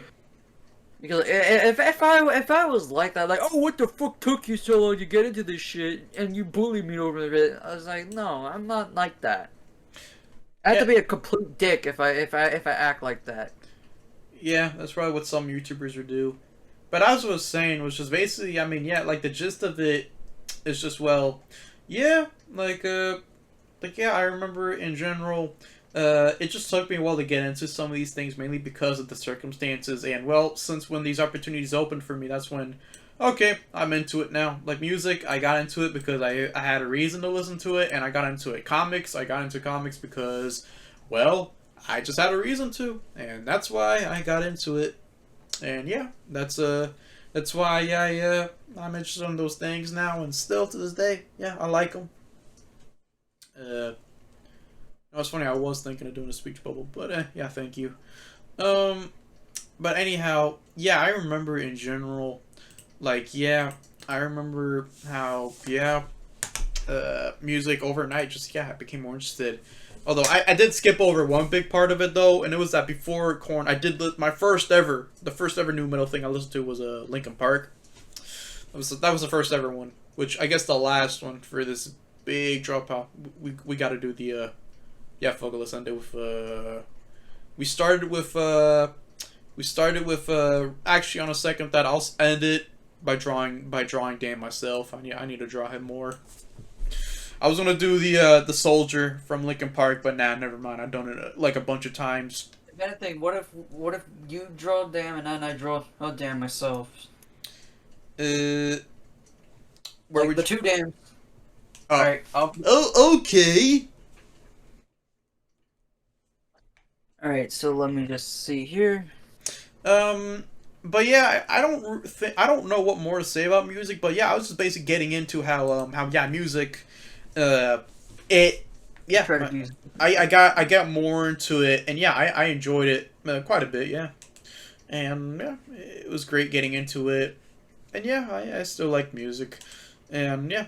Like it was not long ago, I did this art celebrating the 20th anniversary of one of my favorite EPs, "The Unquenchable Truth." It's one of my favorite. It was basically my second favorite Limp Bizkit thing ever. And yeah, like yeah, I like music and I enjoy it. Uh, if I had to give any recommendations from Korn, since I talked about Korn, be sure to check out see no take a look in the mirror. I love that album a lot. I love it. That's one of my favorites. But yeah, I suppose that ended. Yeah, we should talk about yeah an important one, the reception. Exactly. Compared to 2022, where you, I even sent it to some people, and they were like, "Oh yeah, it's still kind of rough, but maybe when you finish it, it'll be better." Hmm. Well, no, of course, that genuinely happened. I sent it to many to my close friends. I sent it to people that we knew, like Lewis, and I don't know if, and I think I also might have sent it to Ethan, though I don't know what was his thoughts on it. Oh yeah.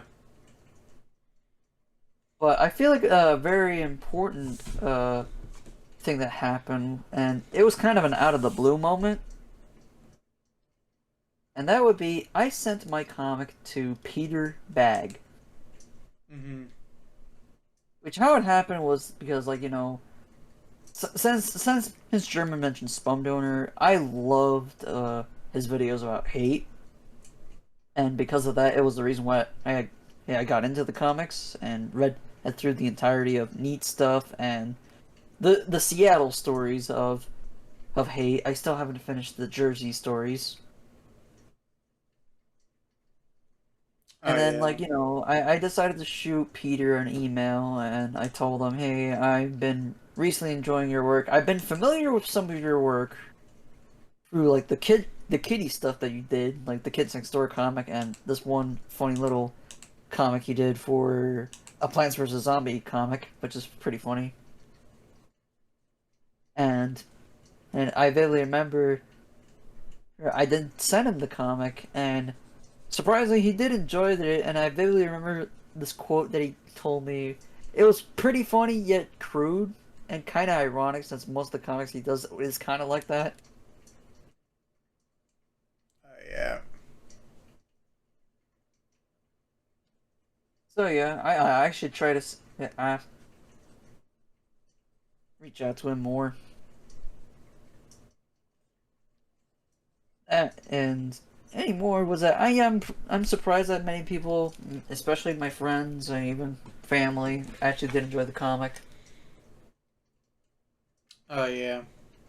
And honestly, and I'm also surprised that newer people are now discovering it, and after the its release. And honestly, I'm actually really happy that it got a better reception it deserved compared to back in 2022. Yeah. And I guess that's pretty much it. Oh yeah. Well, I Uh. hope you all enjoy this episode of this new series that I don't know if I'm going to be part of that Uh. much. I see it more as a. We'll see how the format goes, but I see it as more as a. I talk to a guest, but we'll see. We'll see how it goes. Like I said, it's just in general a series where, yeah, we'll bring on a an artist. We'll talk about things and topics. Like, I mean, if they can't draw, it's fine too. We'll just be sure to find interesting things that we all can talk about, and yeah, make it fun. In general, that's the goal of this show, to find people, talk about interesting stuff, and yeah, like it's one of the reasons why I wanted to do it, because yeah, it's better than oh, I have to find a specific guy who fits my criteria. Whereas with this, yeah, you'll just find someone. We'll have common interests. Sure, it'll mainly be friends and people I'm familiar with, but still, like that's the kind of goal you got with the series, and yeah, that's what I have to say. Yeah, and I think this episode turned out well. If you watched this far, thank you very much. And if you wanted to do any favors, well, I mean, you can just read up the comic that we talked about today. Uh, and yeah, And any yeah, more I would say is pretty much, if you love the comic, you just let me know. If you don't like it, well, you can let me know. But primary river about it, and like some certain people with their comics. And I wish all of you a lovely day and nice and sunshines, and have a great day or night, or and have a great day, afternoon, and night. yeah, me too. Take care now, everyone. Bye. Bye bye now. Bye bye. See you later.